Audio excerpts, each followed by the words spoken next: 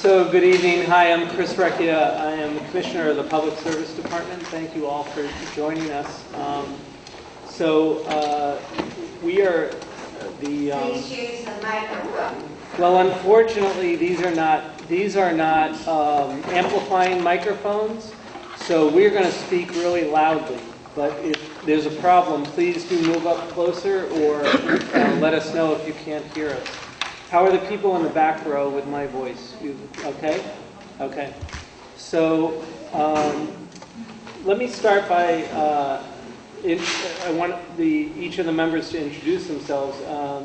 Leslie Kenna can't be here tonight, but the rest of the group is here. I also want to welcome Representative Mike Hebert, who's now a new member of the commission, but he can also introduce himself if he wishes. So, actually, Mike, why don't we start with you? Many of you know me in the Wyndham County area. I'm Mike Hebert. I'm the representative of Guilford and Vernon, and very grateful that the speaker chose me to serve in this panel.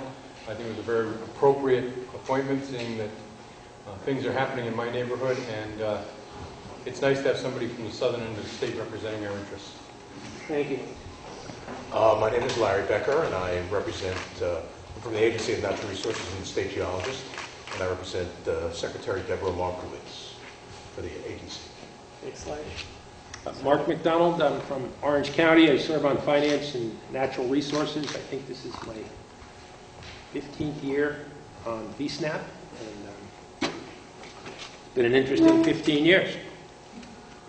Hi, I'm Bill Irwin. I'm with the Vermont Department of Health, the Radiological and Toxicological Sciences Chief, and I represent Secretary Doug Racine of the Agency of Human Services. Good evening. I'm Jim Matto. I'm a public member, and I live in Westminster. Great. Well, thank you all, and thank you, members, for being here. So a couple of things have happened since we last met.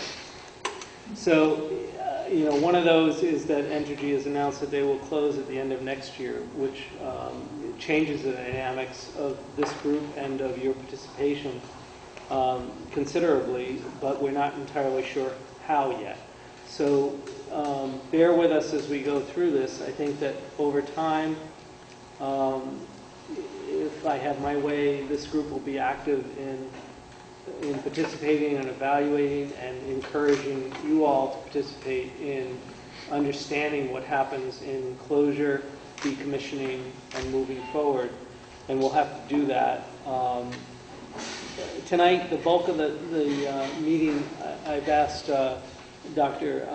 Irwin to present kind of his understanding of where other facilities have been and where what decommissioning looks like, so that we can all get a better understanding of that for purposes of discussion.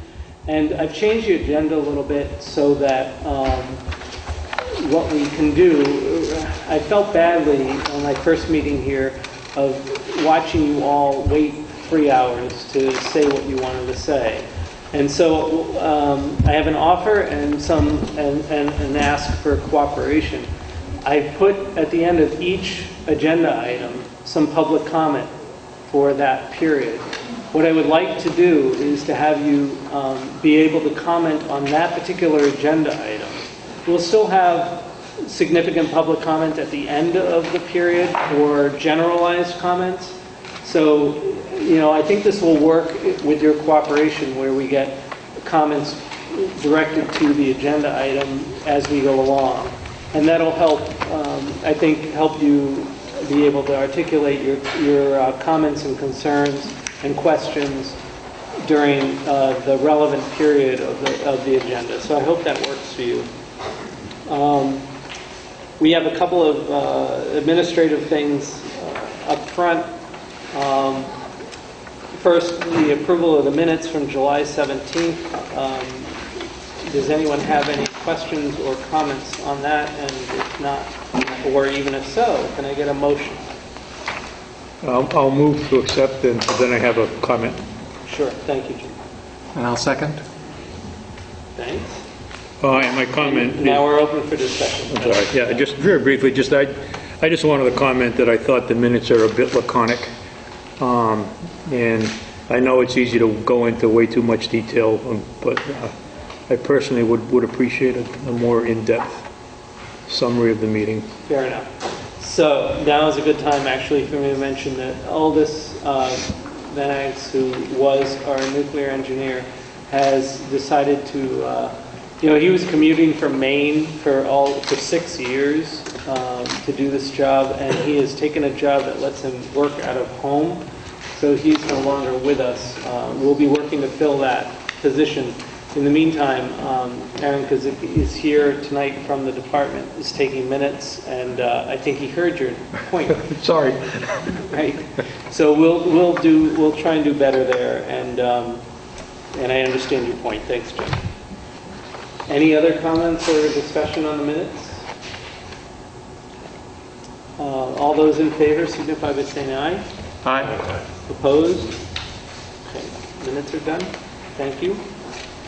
And then, similarly, we have the annual report, which is another iteration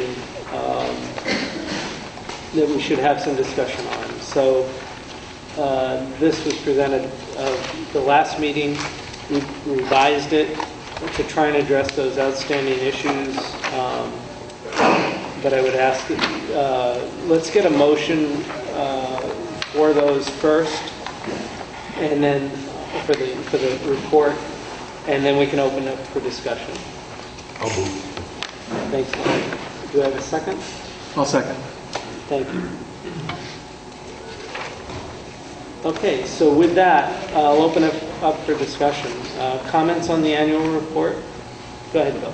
So I think it's much improved from the original draft that we looked at the previous meeting, and much appreciated. I had 16 relatively brief editorial comments. They're not substantive. They are related to grammar and some word suggestions. But just for the sake of transparency, I thought I would go through them quickly. Sure. I can provide a list of these so that it is easier than to go through it all in detail now. But of the executive summary on page 2, the second paragraph, the second sentence, it should say the meetings covered a wide range of topics. In the introduction, paragraph 1, I believe it would read better if the word "and" was substituted between the words liabilities and benefits at the end of the last sentence of that first paragraph. That on page 4, there's a partial paragraph at the top that the word agencies should have an apostrophe at the end of it. It's in the next to the last line of that partial paragraph at the top of page 4. Yeah. On page 6, there is a more recent after-action report. This annual report has come a little bit later in the year.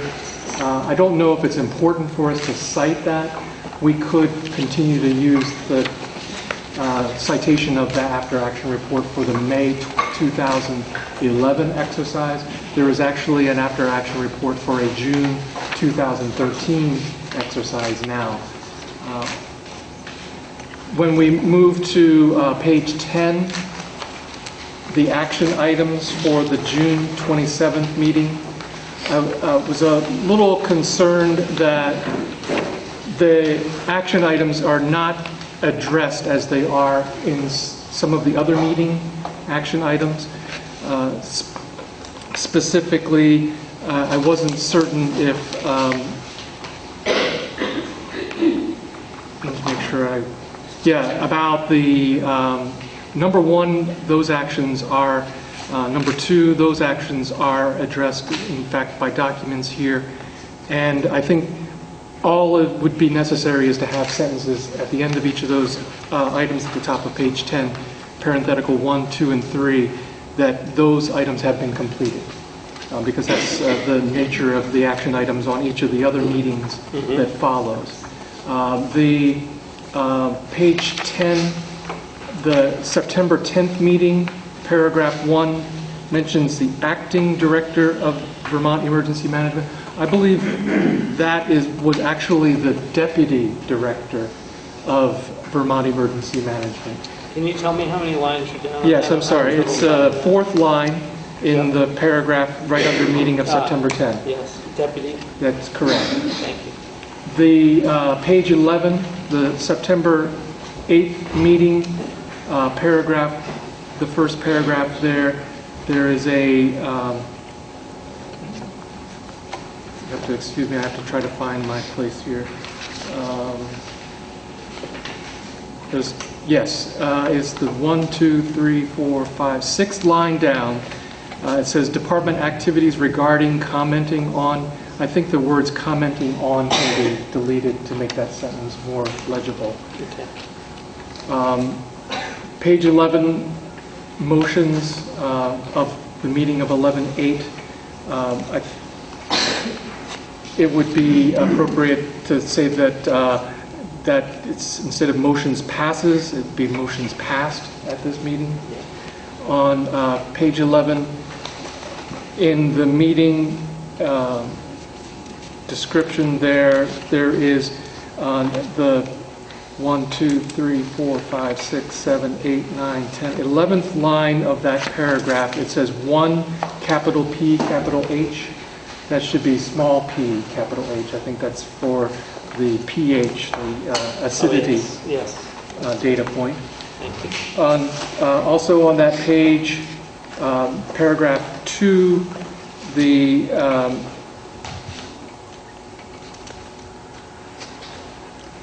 November 29th meeting, the word departments should have an apostrophe after it. That is in actually the third paragraph. Chairman Miller explained the departments' activities. And then there's a sentence that begins on that page also that the department will be provided. I think the word words also that can be stricken to have that sentence make better sense. I'm almost done here, folks. Page 12, there's an action item 1, the parentheses around the abbreviation ECHO. The parentheses is wrong. Okay, and then my last one is on page 12, and this is recommendations. And the value of, let's see, it's the word, the members of the public. See if I can find the... It's second line. Yes, as well as by members of the public rather than the members of the public. Yep, okay. And then, I'm sorry, one last one is on page 16. And those are the minutes of the recording of the September 10th meeting. Mm-hmm. And that is, this is something I wanted to verify.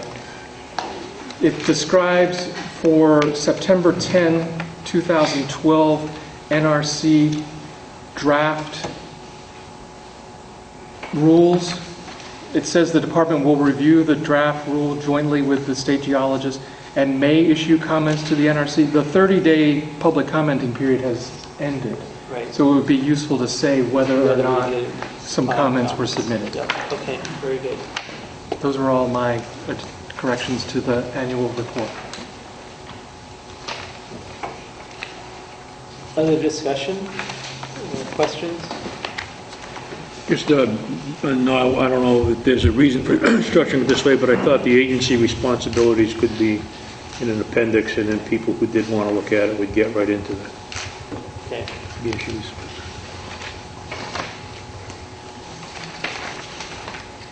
Anyone object to us putting the agency responsibilities in an appendix? Not seeing that.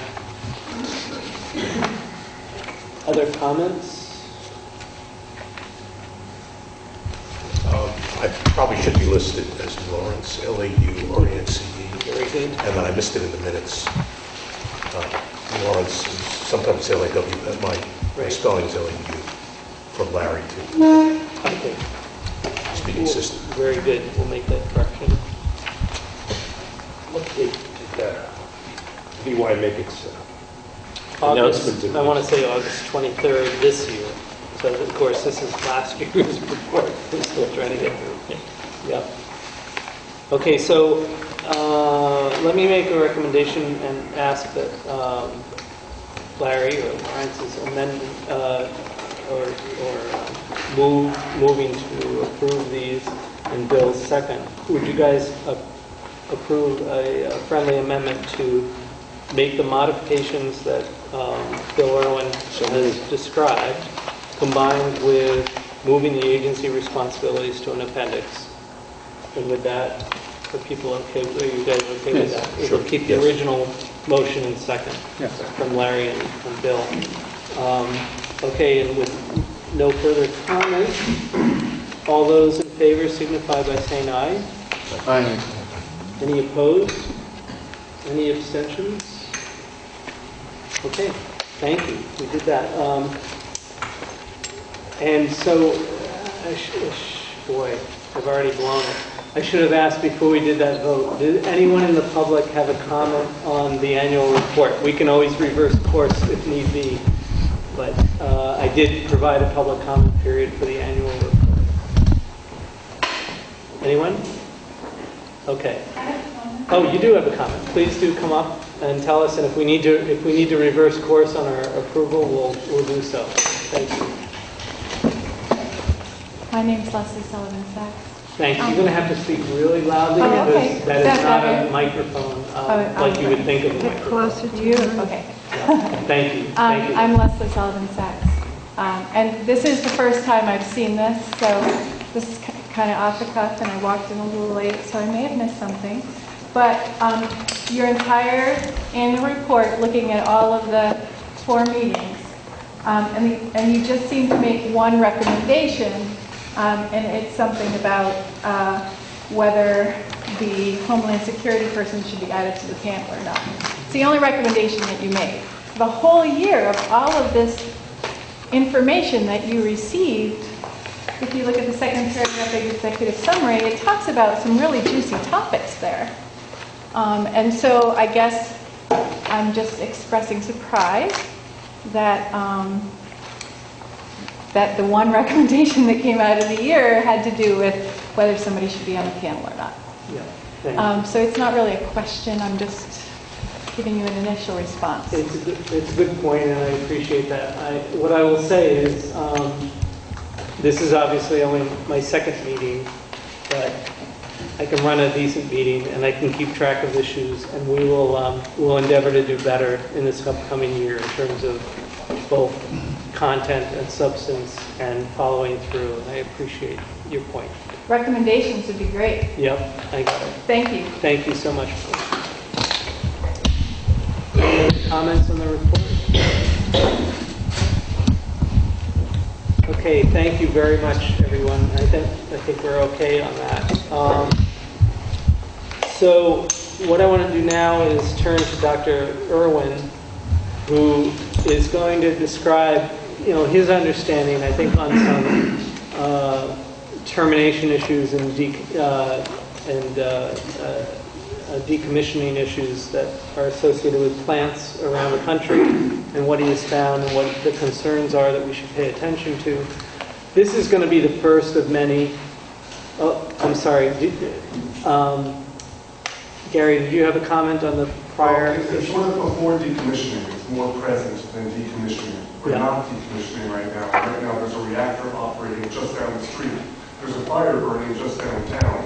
But it's not my house. I did check that on the way here. Whenever you hear a number of fire engines locally, I always think, oh my, why would they call so many fire engines? It's 5 miles south, and this is where we are, okay? I'd like to know if Mr. Irwin knows how long the potassium iodide that your department passed out after 9/11/2001, how long that lasts for.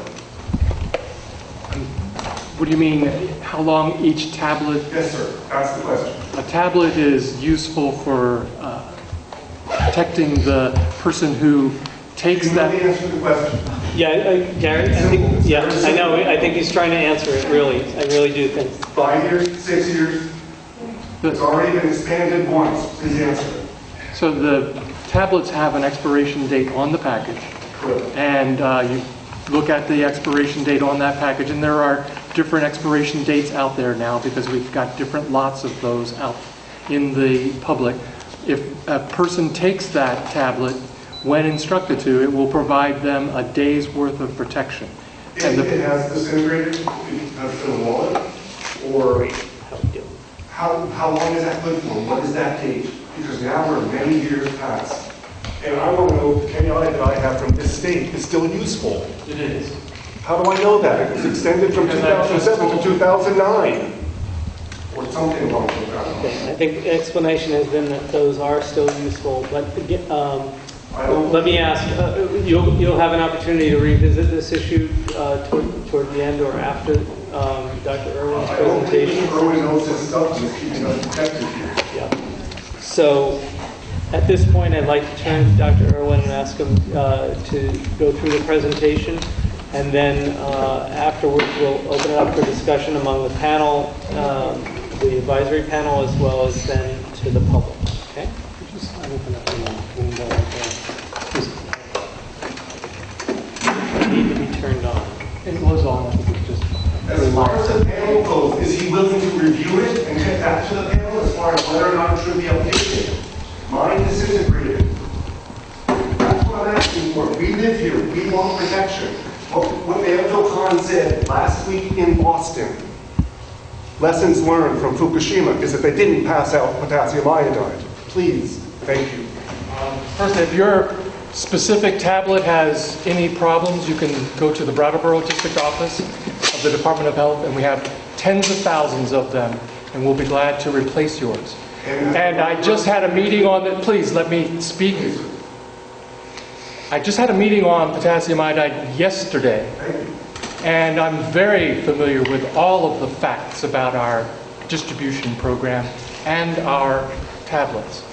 And they are all effective if they are used within the expiration date. A presentation that is an effort to try to help all of us understand what is likely to occur, and I have used documents that are available at the Nuclear Regulatory Commission's website, as well as interviews with my peers in the other states around the country who have had nuclear power reactors decommissioned in their states. Decommissioning is permanently removing a nuclear facility from service and reducing the radioactive material on the licensed site to levels that permit termination of the NRC reactor license. It's called radiological decommissioning, and it would be for the power reactor license. There is a separate license that is held by the NRC for what's called the Independent Spent Fuel Storage Installation, or ISFSI. The ISFSI sometimes is called the dry cask pad or spent fuel pad, things of that nature. I'm going to call it the ISFSI because that is the correct term. There are regulations published by the NRC, and the citation is here, 61 Federal Register 39278 of July 29, 1996. That separate license for the ISFSI is for the current ISFSI that's on site there now, but that is not the final ISFSI. The final ISFSI has to be larger in order to accommodate all of the spent fuel that's removed from the reactor building and the reactor, as well as other components that may be held in casks of a similar nature on that pad. The public service and health departments are provided monthly reports on the environmental and radiological conditions of those casks on that ISFSI. Everything that I'm going to talk about from this point on is not about the decommissioning of the ISFSI. That is another issue. It is about the radiological decommissioning of the reactor. There are three phases. Initial activities. The first has already been announced, a cessation of operations in October of 2014. and then there would be preparations for one of 3 different types of decommissioning steps in the initial activities. And 2 are really relevant. They are decon or safe store, and I will describe what those 2 are. The third is called entomb, which is typically used only for special circumstances and not likely at a commercial nuclear power facility. After the initial activities, then they get into major decommissioning activities that can take up to 60 years after the cessation of operations by NRC rules. The major decommissioning activities are storage or dismantling and disposal of radioactive components. We're going to see the differences between those 2 in a moment. And then the final stage is termination of the license. Until the 3 steps are completed, initial activities, major decommissioning activities, and of course the license termination, the NRC has jurisdiction over activities on that site. Decon is the actual elimination of the radioactivity from the site. It starts with spent fuel being removed from the reactor, put into the spent fuel pool, which is in the top of the reactor building, the tallest building there. There is a certification by letter made to the NRC that it's defueled. Spent fuel is moved from the spent fuel pool then into dry casks and placed on the ISFAC, and it would have to be either the temporary one now or a permanent one as built in the future. Then, equipment, structures, and portions of the facility and site that contain radioactive contaminants are removed or decontaminated to a level that permits termination of the license.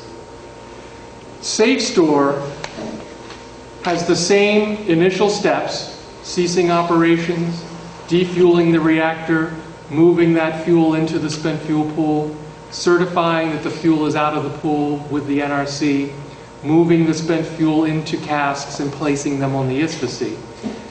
But then it goes into a period of draining reactor coolant and other fluids from plant systems and placing the buildings, structures, systems, and components in a safe and stable condition wherein it is maintained until it is subsequently decontaminated and dismantled according to the previous slide called decon. At the end of decon and at the termination of the license, the ultimate disposition of the site is not a matter of the NRC. It is a matter of the owner of the property.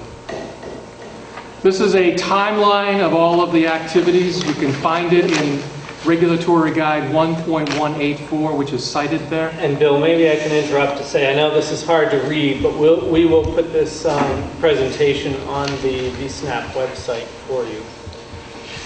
But the hollow bar that is to the left is the start of most of these activities that I just described. And there is another line here that can be as much as 2 years. During that 2-year maximum period, it could be less, but it cannot be any more than 2 years after they notify the NRC that they will cease operations. They will submit what's called a post-shutdown decommissioning activities report, PSDAR. They will also have a certificate of permanent fuel removal, and very likely in the same time frame, but not necessarily with those other 2 documents, there will be a site-specific decommissioning cost estimate submitted.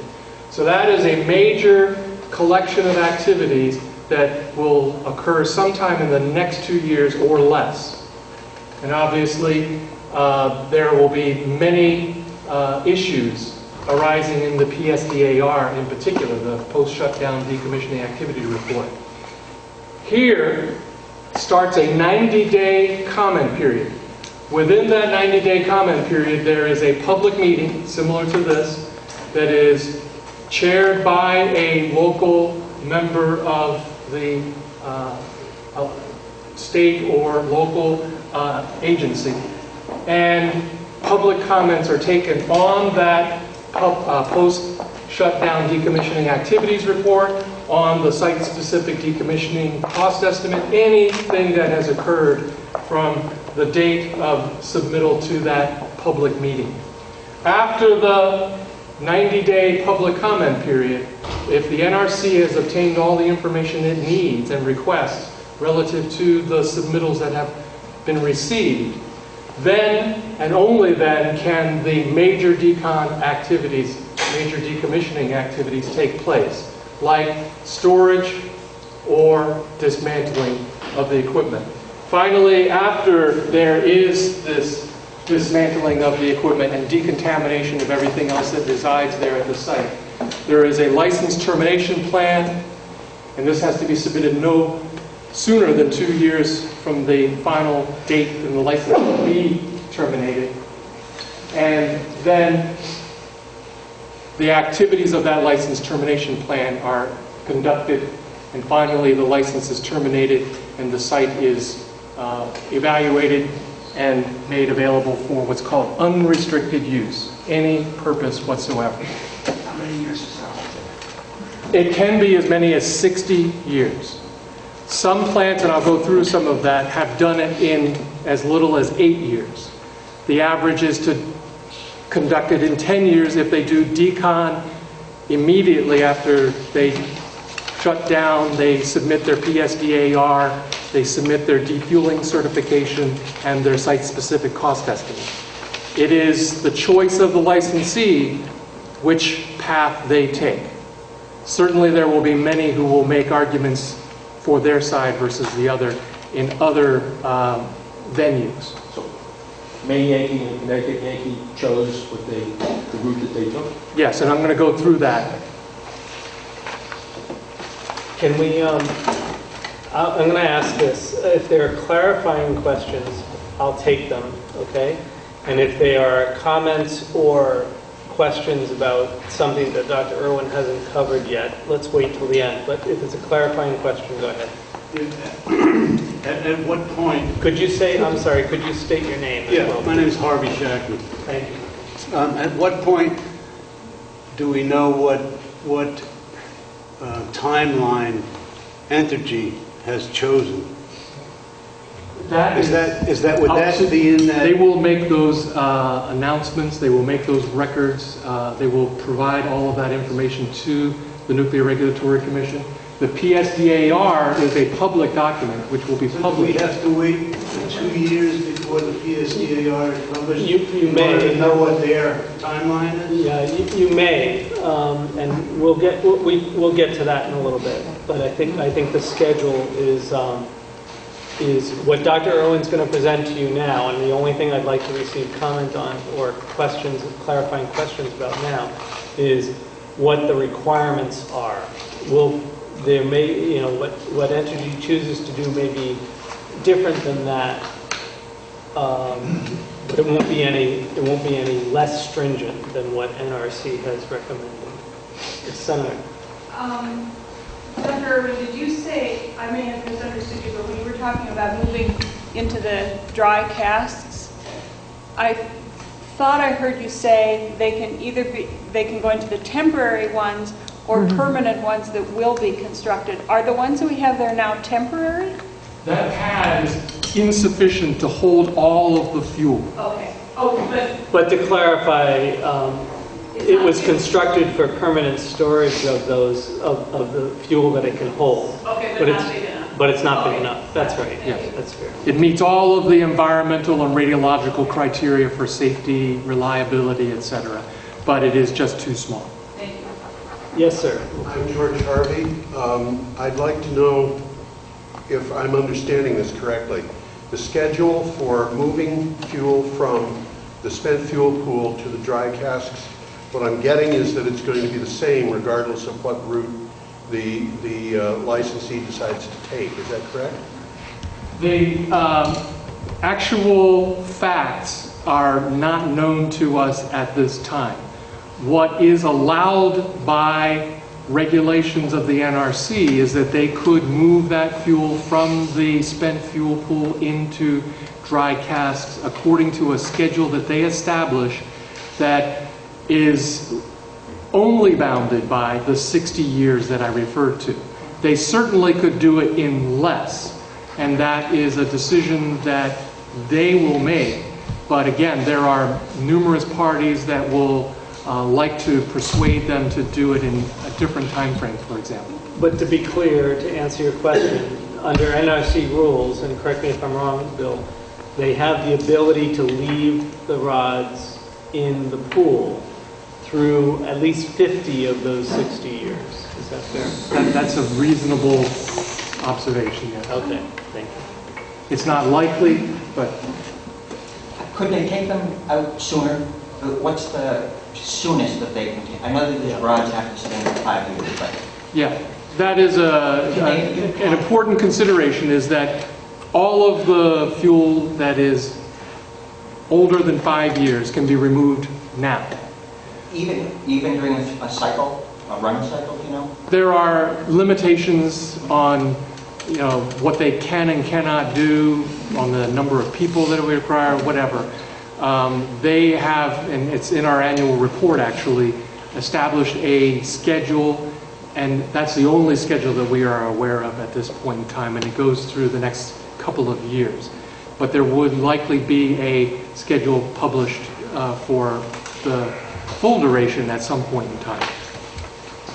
All right. Initial activities, I mentioned a lot of these already, and some of those have already occurred. It's very important, this defueling certification. Once that is given to the NRC, no operations of the reactor or movement of the fuel into the reactor vessel is allowed after that. There is a fee reduction for the licensee. It's essentially automatic. And there are exemptions from certain regulatory requirements, again, essentially automatic, and I will talk about those briefly. The PSDAR is then provided to the NRC and the states, and it will be published for comment by the public. The initial activities that are represented in the PSDAR are a description of the licensee's specific decommissioning activities, schedule of significant milestones, estimated costs, an assessment of the environmental impacts, and as to whether they have been sufficiently addressed in previous environmental impact statements, or if additional environmental impact statements are required, they will be included as a supplement to the PSDAR.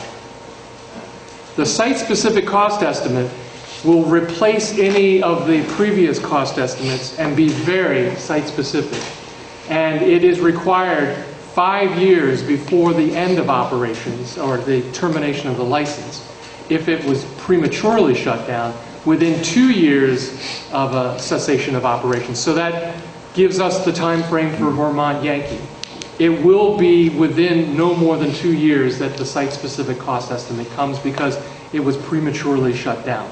And it includes an assessment of the major factors that could affect costs, and I'll answer your question. So, What was the site-specific cost estimate that was offered by the plant operator at the 35 years of license?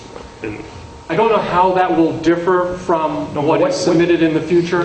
What was the one that they already submitted before the 4-year license had expired? Yeah, I don't think either of us have that with us right now, but it's definitely in the file for what Entergy thought it would cost at that point for 2032.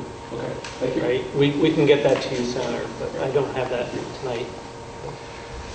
Of the funds, there are requirements that no more than 3% of the total decommissioning funds can be spent for planning. And then an additional 20% of the funds can be spent after the PSDAR 90-day comment period. The remaining 77% can only be spent after they start major decommissioning activities. That's designed, you would suspect, so that there would be sufficient funds for those major dismantling activities.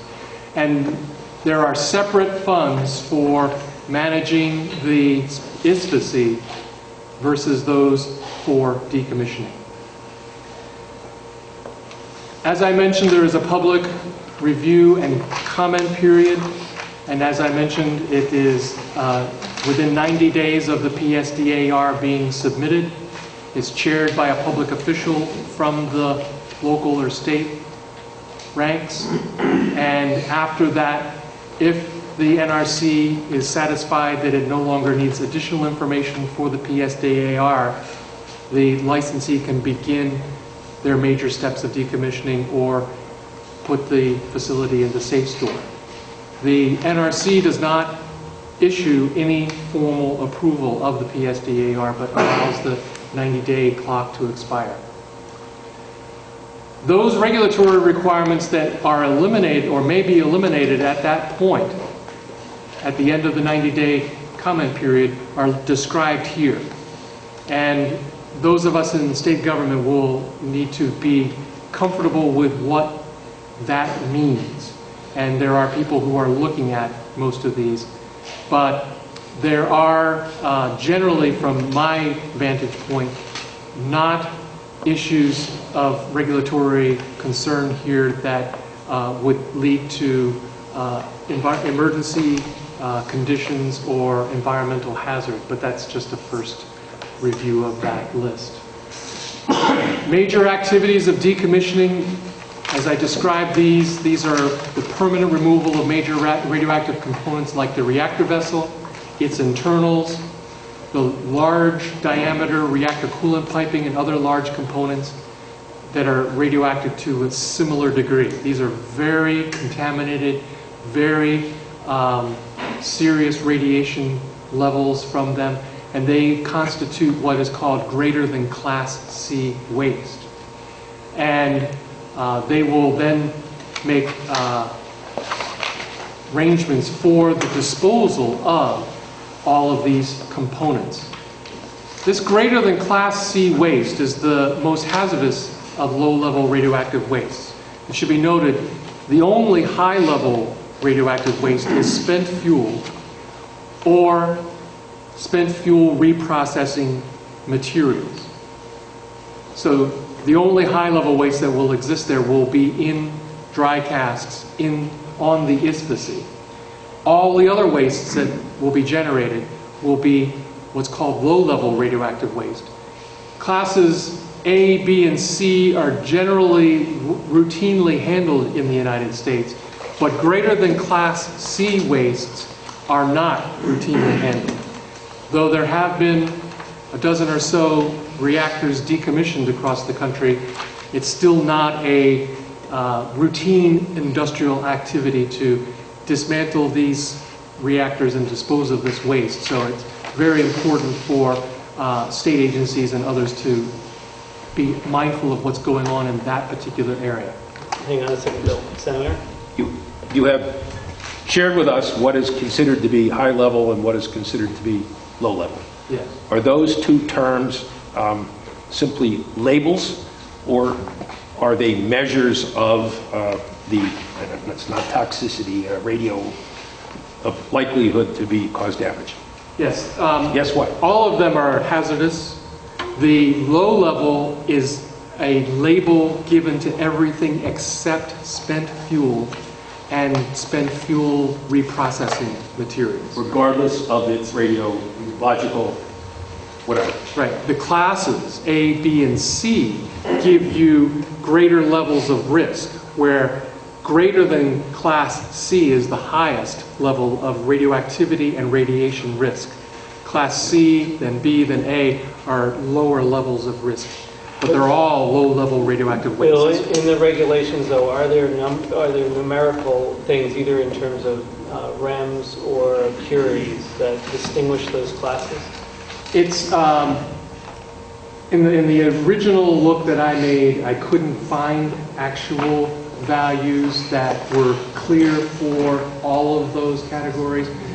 They are described in the literature in terms that are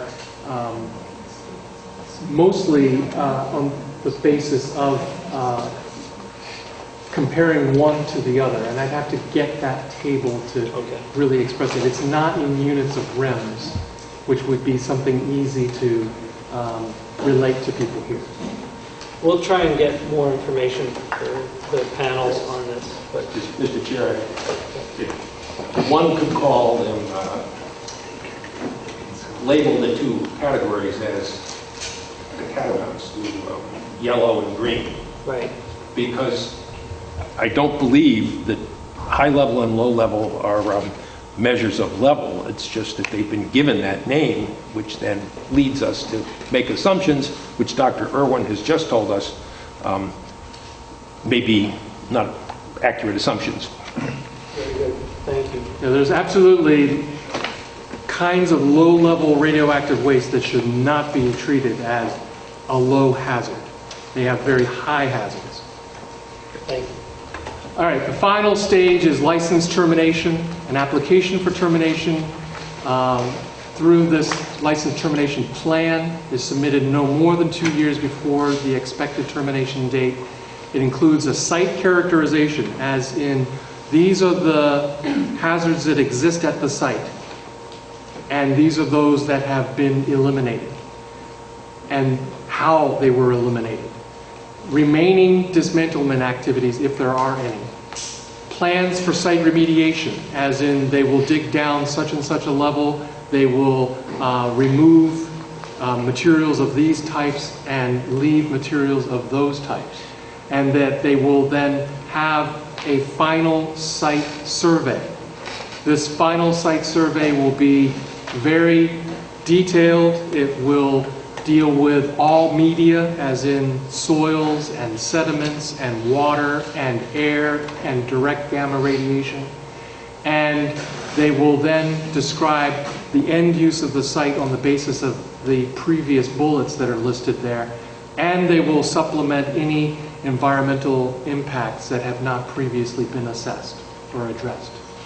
And once that license termination plan is fulfilled, the NRC will issue documentation that the license is terminated, and all that will remain for the NRC is oversight of the ISFSI, which by that time should be the final permanent ISFSI for all of the fuel and anything else that's left, and the security and radiological safety of that ISFSI. As I described, this final site survey is a way to demonstrate that an average member of the public is protected should they go there in a unrestricted capacity. And the NRC requires that the licensee prove in its final site survey that the average member of the public could not receive any more than 25 millirem each year on that land or whatever is left there from that site survey. Again, that is the NRC limit. Some states have reached an agreement with the owner of the license and the facility that when they release it for unrestricted use, they could have a lower dose limit.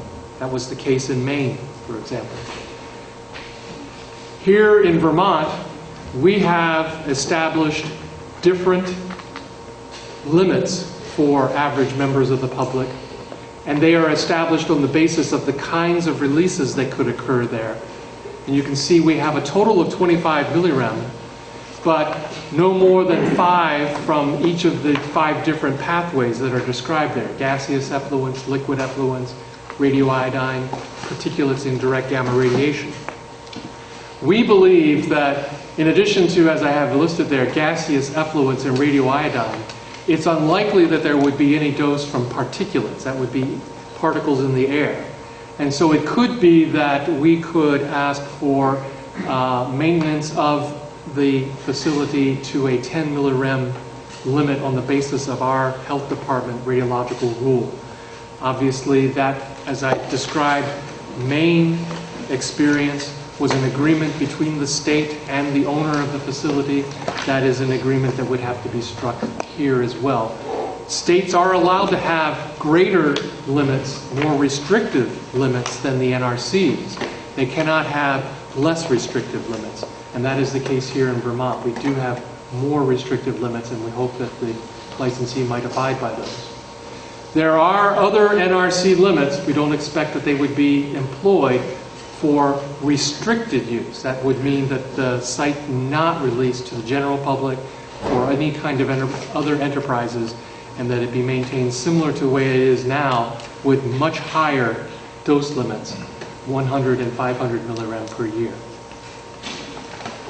Until that license is terminated, we would expect that the facility would continue to operate under what's called its technical specifications, and that any deviation from those technical specifications would be decided upon by the NRC on a case-by-case basis. For example, if they no longer had a specific system because it was turned off, shut down, dismantled, there would be a determination that that technical specification need not be followed and it be exempted. The annual radioactive effluent and environmental monitoring reports that Entergy does now would continue until the license is terminated, either 10 years from now, 20 years from now, or 60 years from now. Throughout all of those years, they would, until that license terminated, submit those reports. We in the Department of Health would continue our independent environmental surveillance. We would continue to review their reports of environmental surveillance and look to verify that our findings are similar to their findings. Remaining structures, systems, and components must be maintained according to their operational regulations until they are released for unrestricted use and the license is terminated. So again, the NRC maintains all of its jurisdiction as to how that equipment operates, the facility is managed and maintained. And there is also some capability to revise the PSDAR on the basis of, for example, cost increases or unexpected environmental impacts. And anytime that that PSDAR is revised, there is notice to the 3 affected states, as well as, of course, the NRC. The final safety analysis report, an important document that exists there that describes how they maintain the facility so that we can expect safe operations, has to be updated at least every 24 months. And that would reflect any new conditions that were the result of decommissioning. For example, some design basis accidents may no longer be possible, so the final safety analysis report may eliminate some requirements because that kind of accident is no longer possible. For example, when the reactor is defueled, you cannot have a reactor accident any longer. The concerns would be if there's fuel in the spent fuel pool and if there is fuel at the ISFAC. A very important area of interest for many will be fire protection, not just on the basis of your typical, say, industrial, commercial fire, but especially for fire in a spent fuel pool. This would be a potential worst-case scenario once the reactor was shut down and the fuel was removed from the reactor.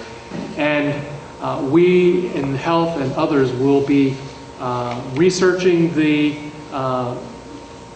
risks associated with the current status of the plant and working with our partners in emergency management and homeland security to have the proper emergency planning off-site for what we consider to be the actual risks as they are constituted at the site given the conditions that exist there. And fire protection will be a very important consideration. Now, the concluding slides here are reviews of what has happened in other states. What I've described for you before this is primarily from a variety of NRC documents that you can find for yourself if you'd like by going to the NRC website and looking at documents there, or you can contact me if you can't find them and I may be able to find those that I use. I contacted the radiological control programs in each of the states and interviewed them and found out what their issues were and how things went. The first was Connecticut, a facility called Millstone 1, a boiling water reactor similar to Vermont Yankee. It ceased operations in 1988, But a big difference there is that it was one of 3 units.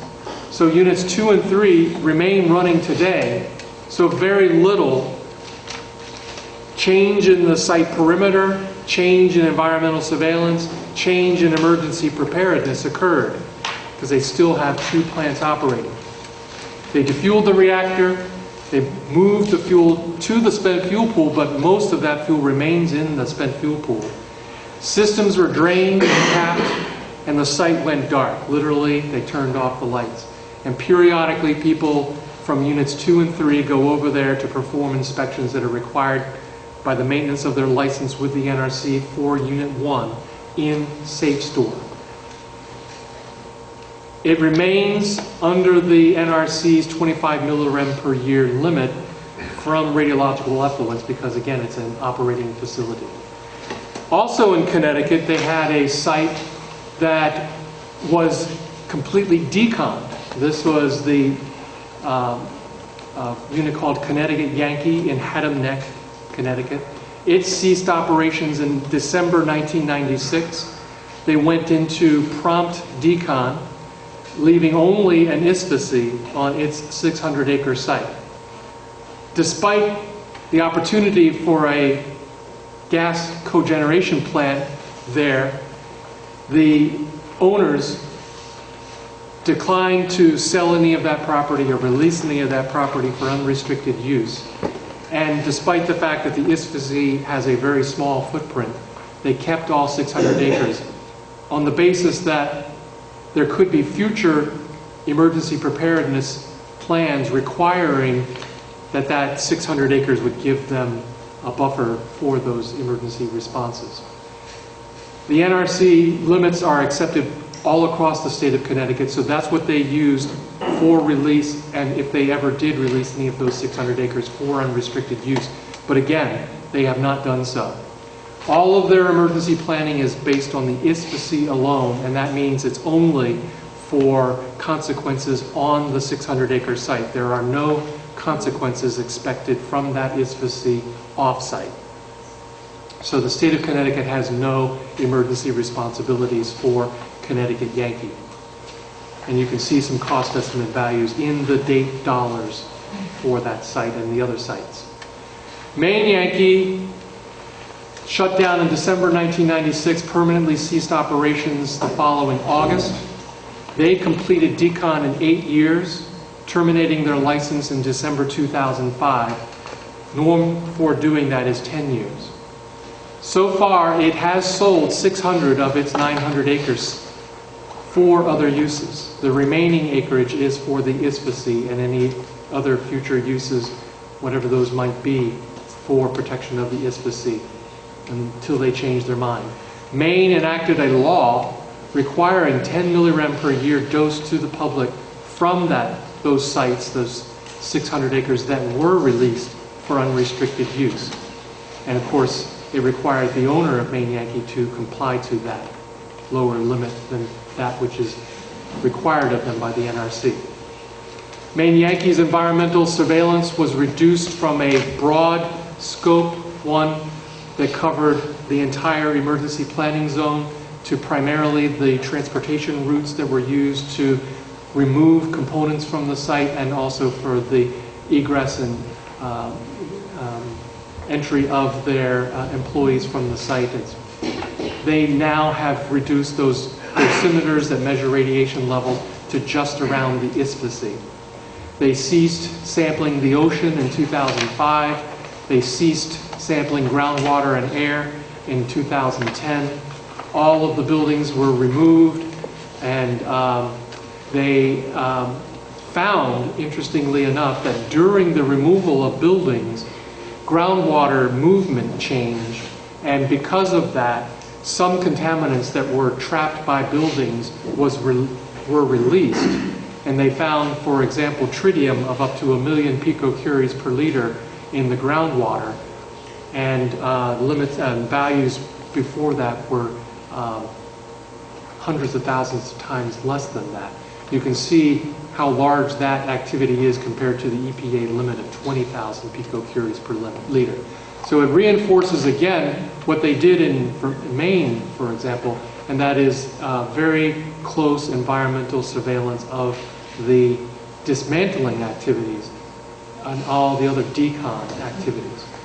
They have found low but detectable concentrations of cesium-137 and other fission and activation product contaminants in some of the groundwater that was found there on site, but nothing leaving the site.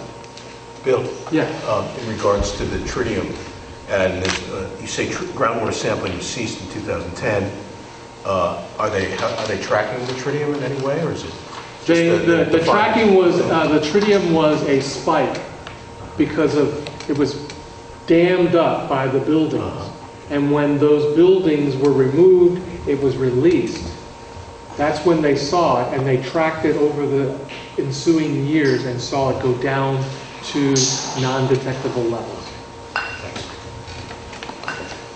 What occurred at Maine Yankee is very important. Should Vermont Yankee move directly to decon, we could expect this kind of timeline.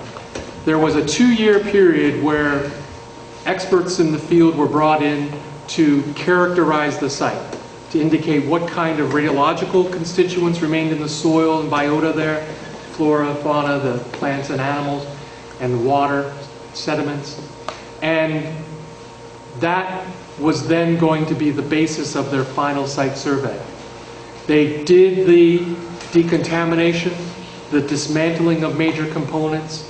They shipped their wastes off for disposal and conducted the final site survey. And in Maine, they were granted oversight by the state of Maine, in addition to the oversight that the NRC had. Large quantities of groundwater were used, and I've expressed this with the Department of Environmental Conservation in a separate meeting, that this is an area that needs to be watched during all of this, because they are cleaning equipment, they are using a lot of water. Where that comes from could create changes in the hydrogeology there, as well as create wastes, because they're using all of that, and all of that waste has to be watched and managed to some degree by the states. Yankee Row in Massachusetts, not far from here. Yes, I'm sorry. Who paid for the Maine Yankee, all the Maine Yankee work? It was the owner of Maine Yankee, and it was a sole owner by.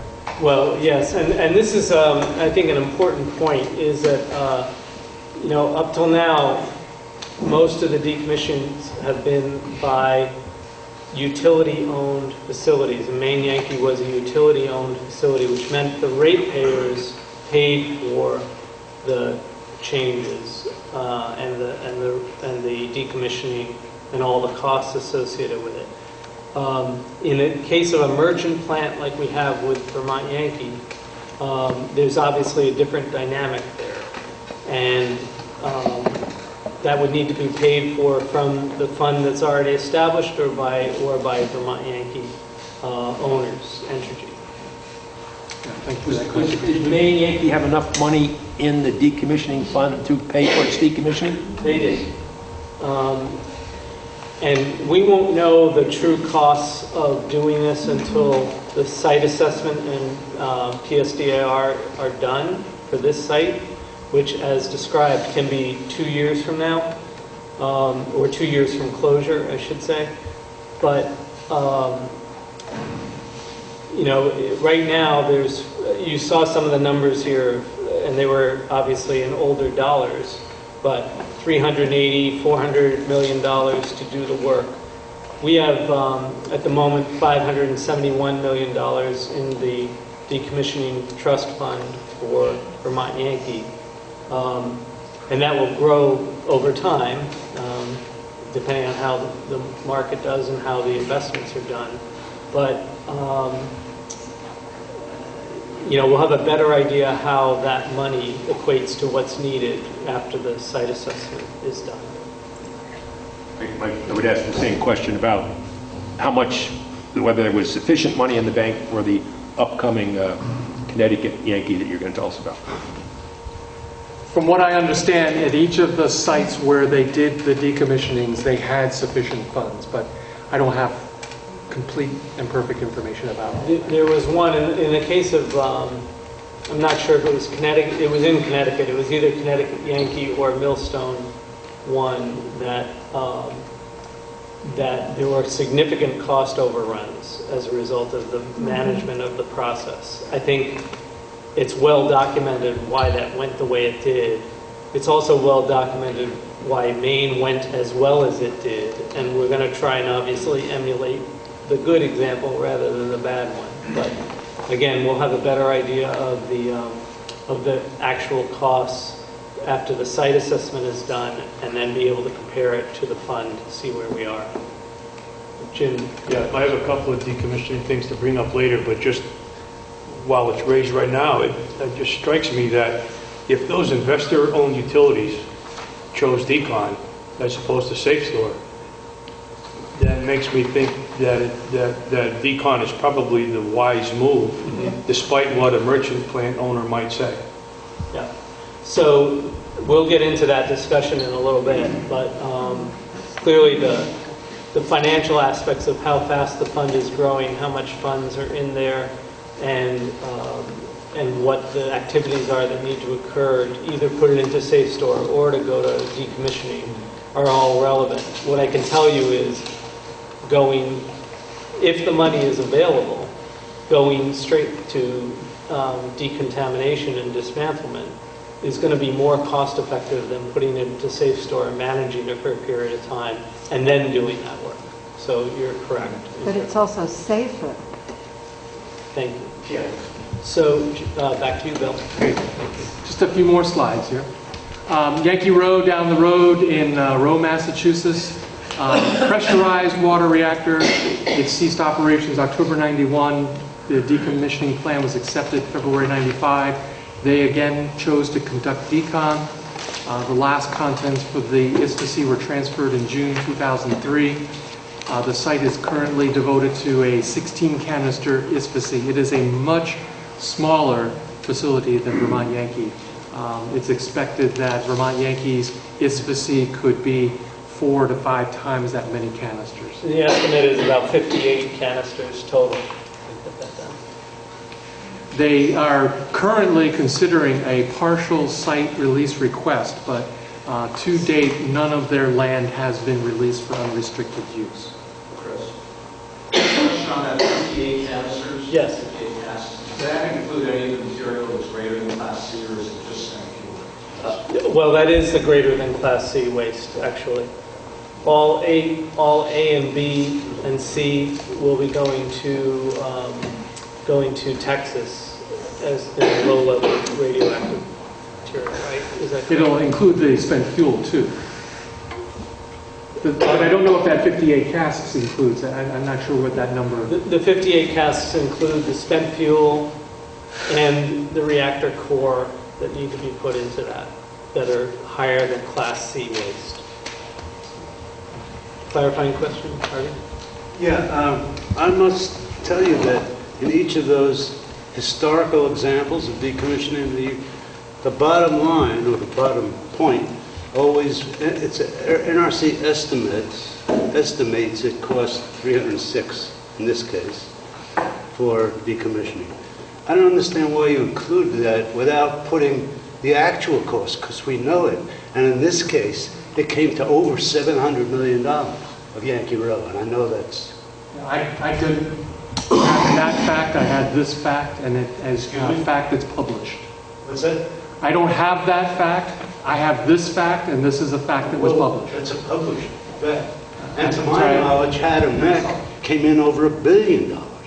So that bottom point is really deceptive, because when people read that, they think that will be the cost of decommissioning. Yeah, as time goes on, I think we'll get a better handle on that, Harvey. As I said, I didn't remember which Connecticut facility, but it was Haddam Neck, as you described. It was significantly over their estimate. We're definitely going to, certainly in the department, we're evaluating what the actual costs were. Look, this is confusing, because the public used numbers of 500-something million in the account now, and then they read that line of the NRC estimate of whatever for And that's why I give a citation as to where the figure comes from. And, you know, I'm saying it's confusing. it is confusing and it is going to change, and we're going to get better refinement of it over time. But, you know, there are examples here where people came in right pretty close to estimates, and there are cases where it was significantly over, and we're going to evaluate why those things are and get a better handle on what to make sure to look for as we go into decommissioning here. I have one other question. Yeah. Do you know if, I've heard that once Entergy shuts down, there will no longer be a resident NRC inspector on site.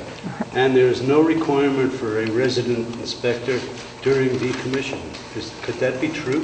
I'm afraid I don't know the answer to that question. It's a good question. To me, it sounds very concerning. Yeah, okay, we'll check that out. Thank you. There was another question here.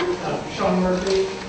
Dr. Irwin, it wasn't too many years ago that there was quite a bit of talk that there would be a national repository for high-level spent fuel. I mean, that was only maybe 3-4 years ago. And now, is that in your information that you have, is that totally off the table, that there will be no national repository? And does that mean then that all the dry casts, the 58 dry casts, will be on site in Vernon? I don't know, and I'm not sure if there's anyone that knows how to predict the debate that is occurring relative to the Yucca Mountain site, which was a site that the NRC was going to evaluate for a license to store high-level radioactive waste, i.e. spent fuel, and that would become a national facility for storage of spent nuclear fuel. All I can tell you is that that site has not been licensed. The Department of Energy that has done all of the site characterization and the application for a license, it is at a standstill at this point in time. What we do know is that the fuel at all of the sites is where it will remain until there is some decision at a national level for another location. Was there another clarifying question? Yes, Heidi. Bill, in what you said, you mentioned two funds. You said at one point the funds for the ISPC fund are different than the decommissioning trust funds. I certainly understand that. Can you clarify what the ISPC fund, what's in it? I don't know the facts. All I can tell you is that the NRC requires that they be separate funds, and that the ISPC funds are not used for decommissioning and vice versa. So would there be a way for the department to learn what is in that fund? Therefore, is there money in that fund that can go towards more dry casts? Yeah, I think we're evaluating that right now. Right. And one of the other important things to know is that DOE, Department of Energy, reimburses the facility for expenditures related to the fuel. So even if money comes from whatever fund, it should be reimbursed by DOE as you go forward. I have a long Department of Energy. Because the federal government has taken responsibility for the fuel, they are paying for the management of the spent fuel. They reimburse the facility as they make expenditures over time. Chris? Chris, just to clarify though, right now the fund maintained by Entergy Nuclear Vermont Yankee is a commingled decommissioning fund, right? The fund is not segregated by radiological decommissioning, spent fuel management, and site restoration. Right, that's correct. I have a couple of questions. Yep, go ahead. I heard Dr. Irwin say the NRC does not issue an approval on the PSDAR. Is that true? That is correct. They don't. Okay. Does any federal authority? I think they're the only one that has jurisdiction on the PSDAR. What I understand the process to be is it's submitted, the NRC would request additional information, and if they no longer request additional information based on their review and public comments, and 90 days passes, then the PSDAR is considered approved, though no formal approval is expressed. Okay. Does the PSDAR kind of might have any state input? There's a public comment period in which we would surely participate. But I think we're still evaluating what influence we have over the PSDAR document. Once Entergy, I guess this is it's kind of an obscure question, I apologize, it's not written down. Once Entergy shuts down the reactor and stops operations, is there any relationship between Entergy and the state of Vermont? Yes, there are lots of relationships. First of all, our Department of Health and the Department of Environmental Conservation still have their regulatory oversight over non-nuclear components of that site, water discharge, stormwater, health-related issues. And we will participate actively in the decommissioning process, either through comments to NRC or review of plans as they're submitted through NRC. I mean, I think NRC really is the vehicle by which we have the ability to engage. I just want to make sure I heard you correctly. Yeah. You believe that the NRC is there for us as a state of Vermont? I didn't say that, and you might have thought.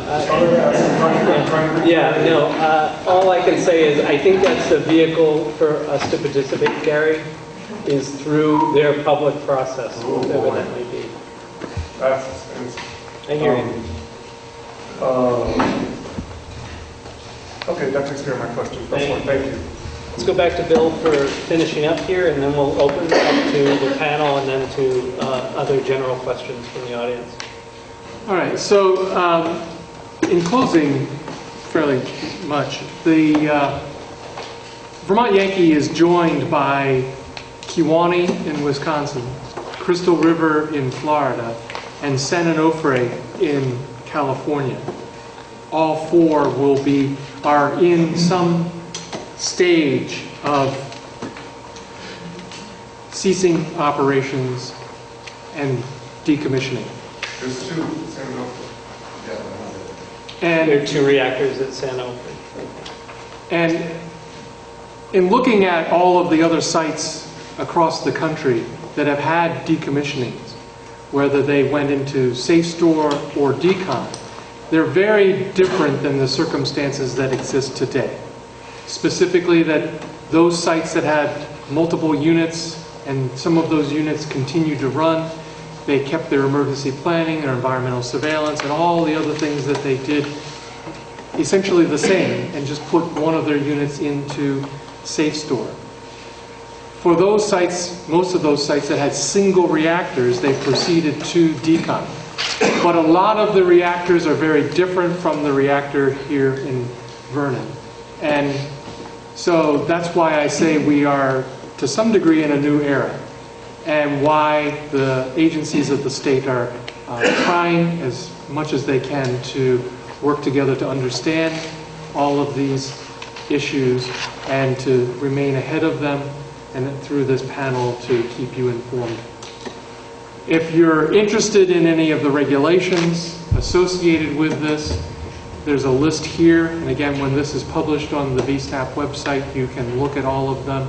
They are primarily in 10 CFR 20, which are the rules for ionizing radiation, protection thereof, and in 10 CFR 50 and 51, which are related to licensing. And you can see the various names of those different chapters of those titles of 10 CFR, or Title 10. And that concludes my presentation. Great, thank you very much. Mark, do you want to come back up here? Yeah, I just have some discussion. I want to make sure I understand the conclusions that Dr. Irwin just shared with us. And that, is it true that Maine Yankees owners sat and deliberated and voted to go with decom and not to go with Safe Store when they made their decision. And the same thing for Connecticut Yankee, that they evaluated the two and they had a formal decision not to do Safe Store. And that they had at their disposal, they indeed had at their disposal, a Safe Store option and a 60-year time to exercise, to allow stuff to sit there.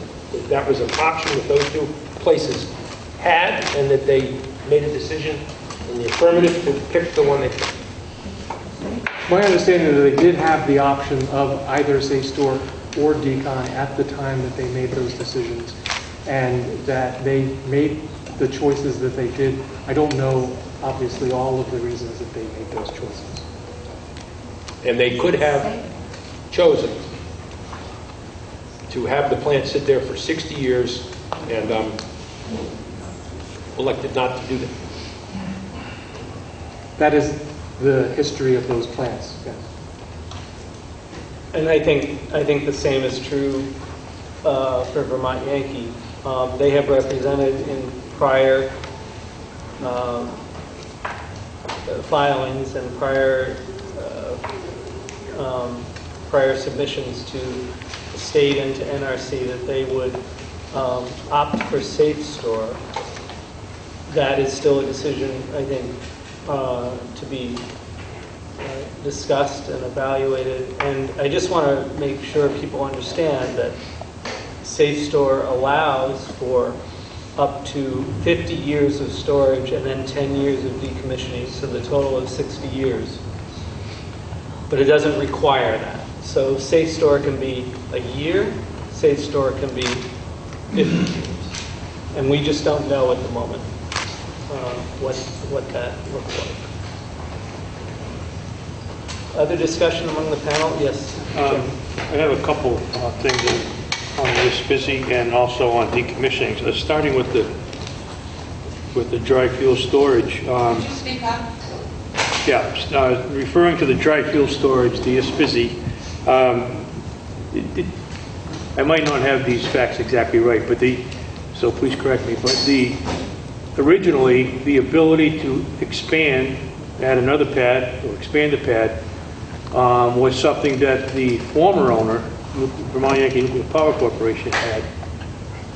The Attorney General ruled that that authority didn't transfer to Entergy.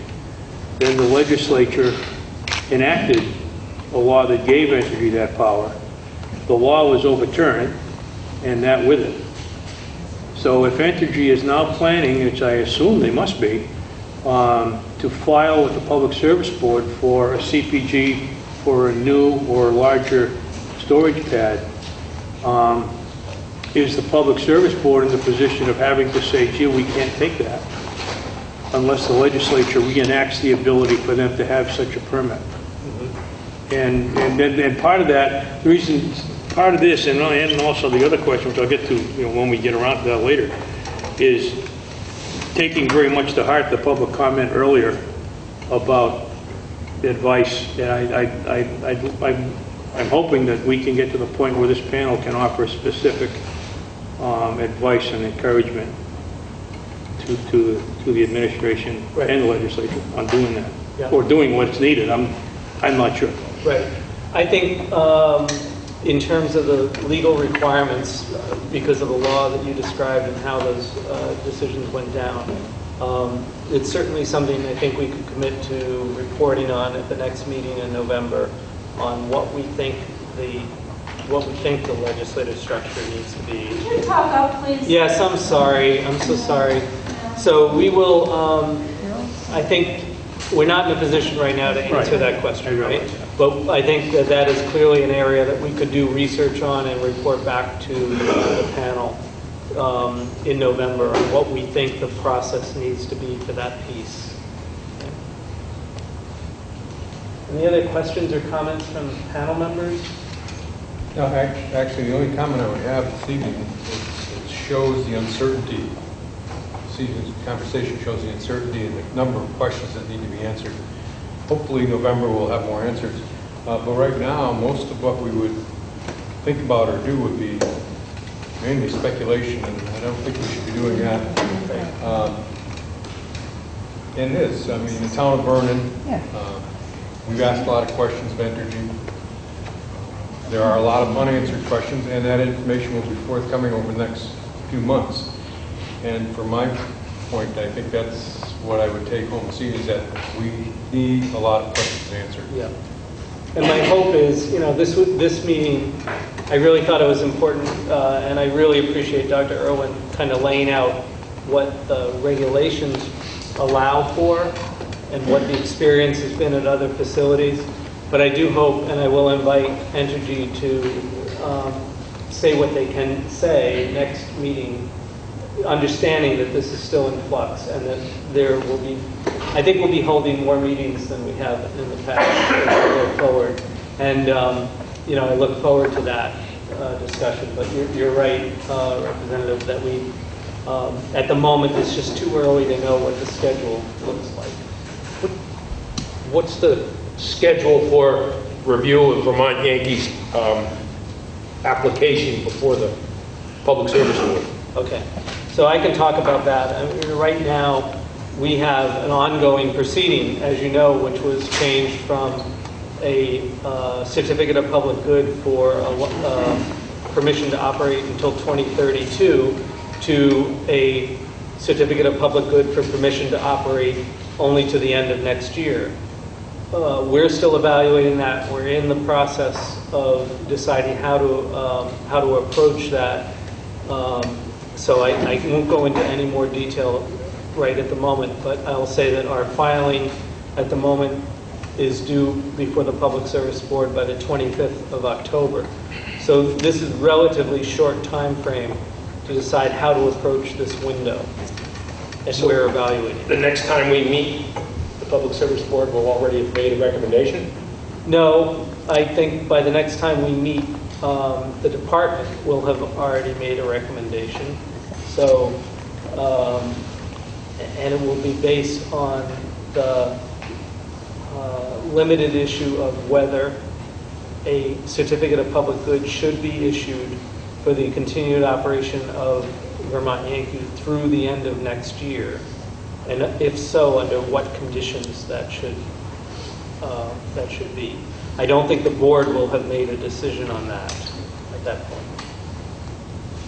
Well, this VSNAP in the past, in May of 2005, recommended to the department and to the legislature that Vermont Yankee not be given its permission to upgrade because there was too much uncertainty and unanswered questions about the future, and that there was ample time before the legislature reconvened in January of 2006 to answer those questions. And that advice from VSNAP was not heeded. By the department or the board or both? By the legislature. By the legislature. And by the department, who would not, did not heed it. In fact, the department lobbied against it.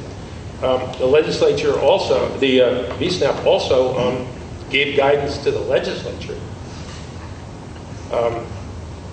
about the proposed operation of Vermont Yankee beyond the 40-year license.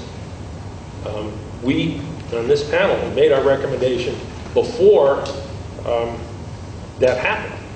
And I'm uncomfortable as a member of a panel that is supposed to advise the administration and other government entities to not have a recommendation when we know that before we meet the next time, the Department of Public Service is going to be making a recommendation to the Public Service Board. There are certainly a variety of outcomes that the Public Service Board could arrive at after their deliberations, and I would rather be able to make a recommendation to them than to read about it in the paper after it's all taken place. We've had a history of finding out what safe store really meant after it had been provided as an option. We've had a history of, under the last administration, of the legislature being unaware that contributions to the decommissioning fund had been terminated. We have a history of, and I give Commissioner David O'Brien some credit for coming and sitting down with the House Natural Resources and Senate Natural Resources Committee, and with great difficulty admitting that all the statements that Energy New Orleans was prepared to stand behind Vermont Yankee, that Energy New Orleans was the backstop in the case of insufficient funds, that Energy New Orleans was committed to doing the upgrades on the plant to make it a viable economic interest. Finally, David O'Brien had to come and tell us that there was no piece of paper that validated any of those assumptions upon which this panel and the Vermont legislature operate. So this is a time of uncertainty and unanswered questions, and I am very wary that once again we will make a decision that binds the state and the ratepayers to a course of action that we don't fully understand. And I know we're part-timers, and part of being a part-timer is that the paid professionals, are one step ahead of you. They outmaneuver you. That's right. They come in and they make promises to you. They're very indignant. They make deals and they shake hands. And then 2 years later, they are gone. And they're a whole different group of people that come in and say, those folks didn't have the authority to make those decisions. They didn't have the authority to shake your hand and make that deal. They did not have the authority to make the promises that they made. And I've been on this panel for 15 years. And every time we have said, slow down, that we're about to be left holding the bag, this panel's been ignored. And other times, this panel has not made recommendations, and actions have taken place, and deals have been made, and we've been left holding the bag. So this is another one of those times, and it's not easy for the commissioners and the members of this panel, but once again, we're at a position where big money is at stake. We're here because we were given assurances by people who looked us in the eye and made deals with us that have then been overturned by corporate headquarters and litigated at great expense. And that's been the history of this panel and the recent history of the state of Vermont's dealings with the owners of this plant since 2002. Thank you. Thank you.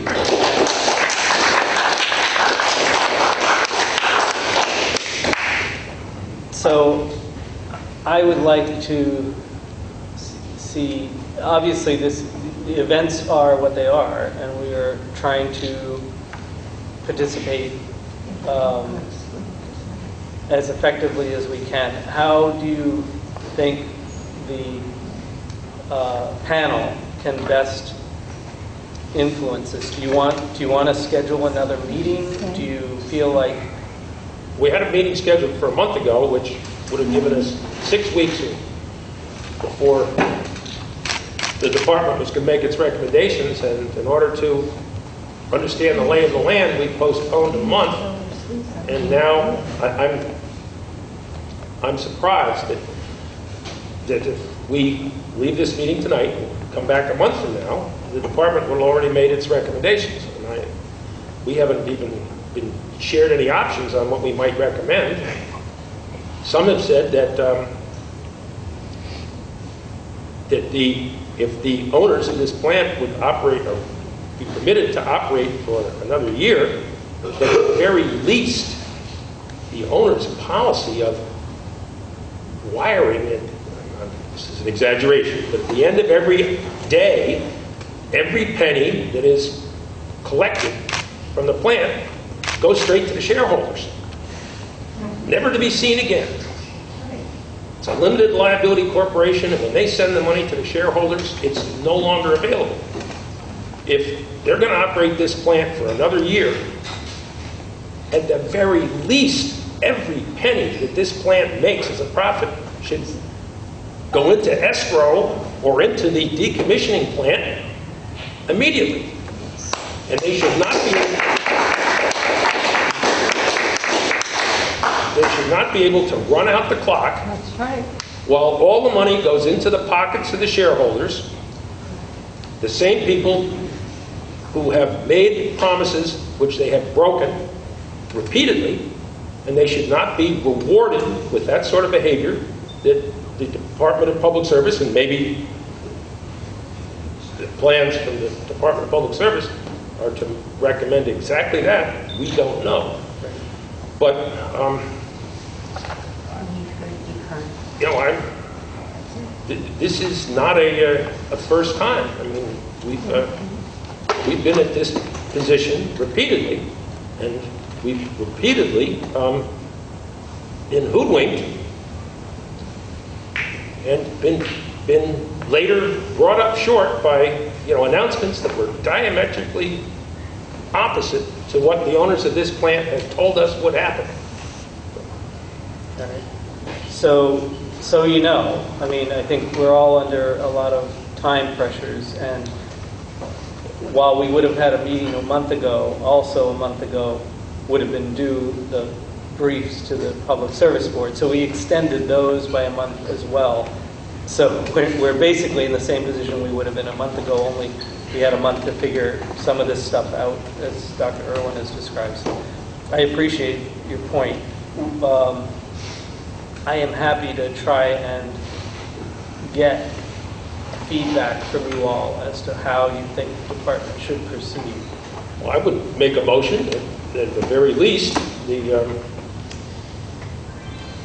state of Vermont, through the Department of Public Service, advocate that every penny that is collected by the operators of this plant be set aside for the decommissioning costs and not be permitted to be sent to stockholders while these decisions are being reviewed. Because once that money, day by day, leaves the state to go to the stockholders, it is never available. And the public, whether it's the ratepayer in Vermont, the taxpayer in Vermont, or the United States of America taxpayer, ends up filling up the hole, filling up the deficit that is created in decommissioning and this preposterous notion of safe store. They're the ones that have to pick up the tab, and we should put an end to it, and the state should advocate for it, and the Department of Public Service, and the Public Service Board should so rule. Enough is enough.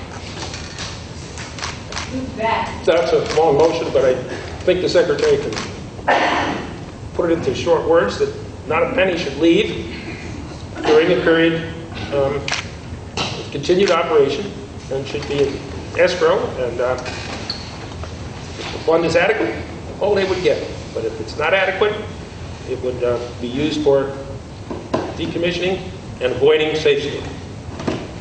Okay. Are there comments from board members? Okay. I'm good. I also wanted to talk about the decommissioning fund, and that was a motion, I guess, so I would second it for purposes of discussion. Not sure, because I certainly think the decommissioning fund, when we get a good look at everything, I think we're going to see that it's woefully inadequate. In particular, and before I forget, I want to thank Dr. Irwin, because it's nice to be told, shown again, reminded, and what the rules are that we can't change. But those are all in regard to the NRC requirements for decommissioning. And Entergy, when it bought the plant, committed to a much higher standard of decommissioning in Vermont.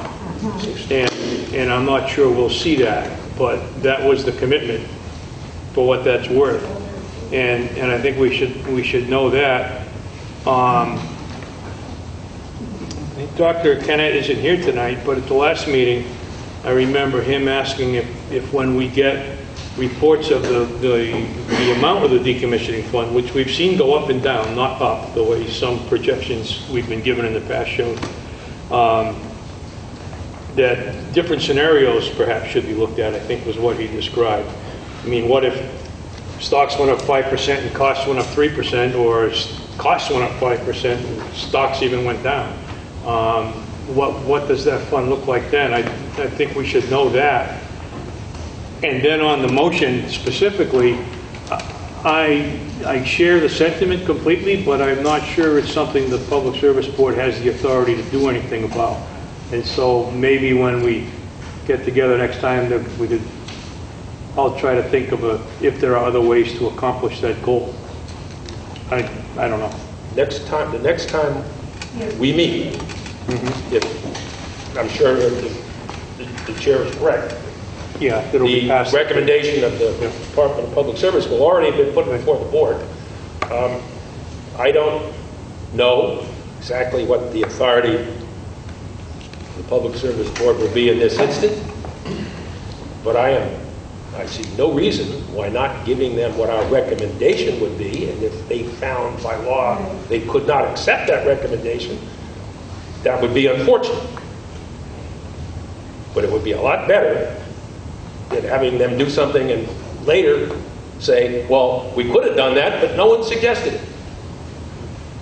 Our job is to advise state government, administration, legislature on issues involving the plant. And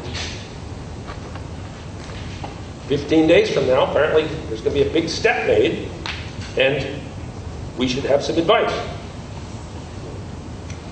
Okay, so formally, we have a motion on the floor to require the money, to recommend that the department to recommend have money set aside for decommissioning, that all money that's raised by the Entergy operation above their expenses be set aside for decommissioning. And I have a second from Jim for discussion. Is there further discussion on this? Yeah, I think it's very important that there be sufficient funds for decommissioning.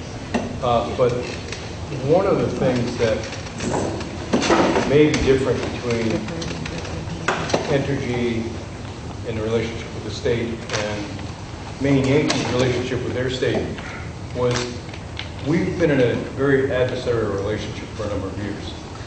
And I think if this sort of action would be perceived as another attack upon the plant, and rather than coming to the table and negotiate with you on various issues, which are very important to the department, you would get the other side to be more entrenched.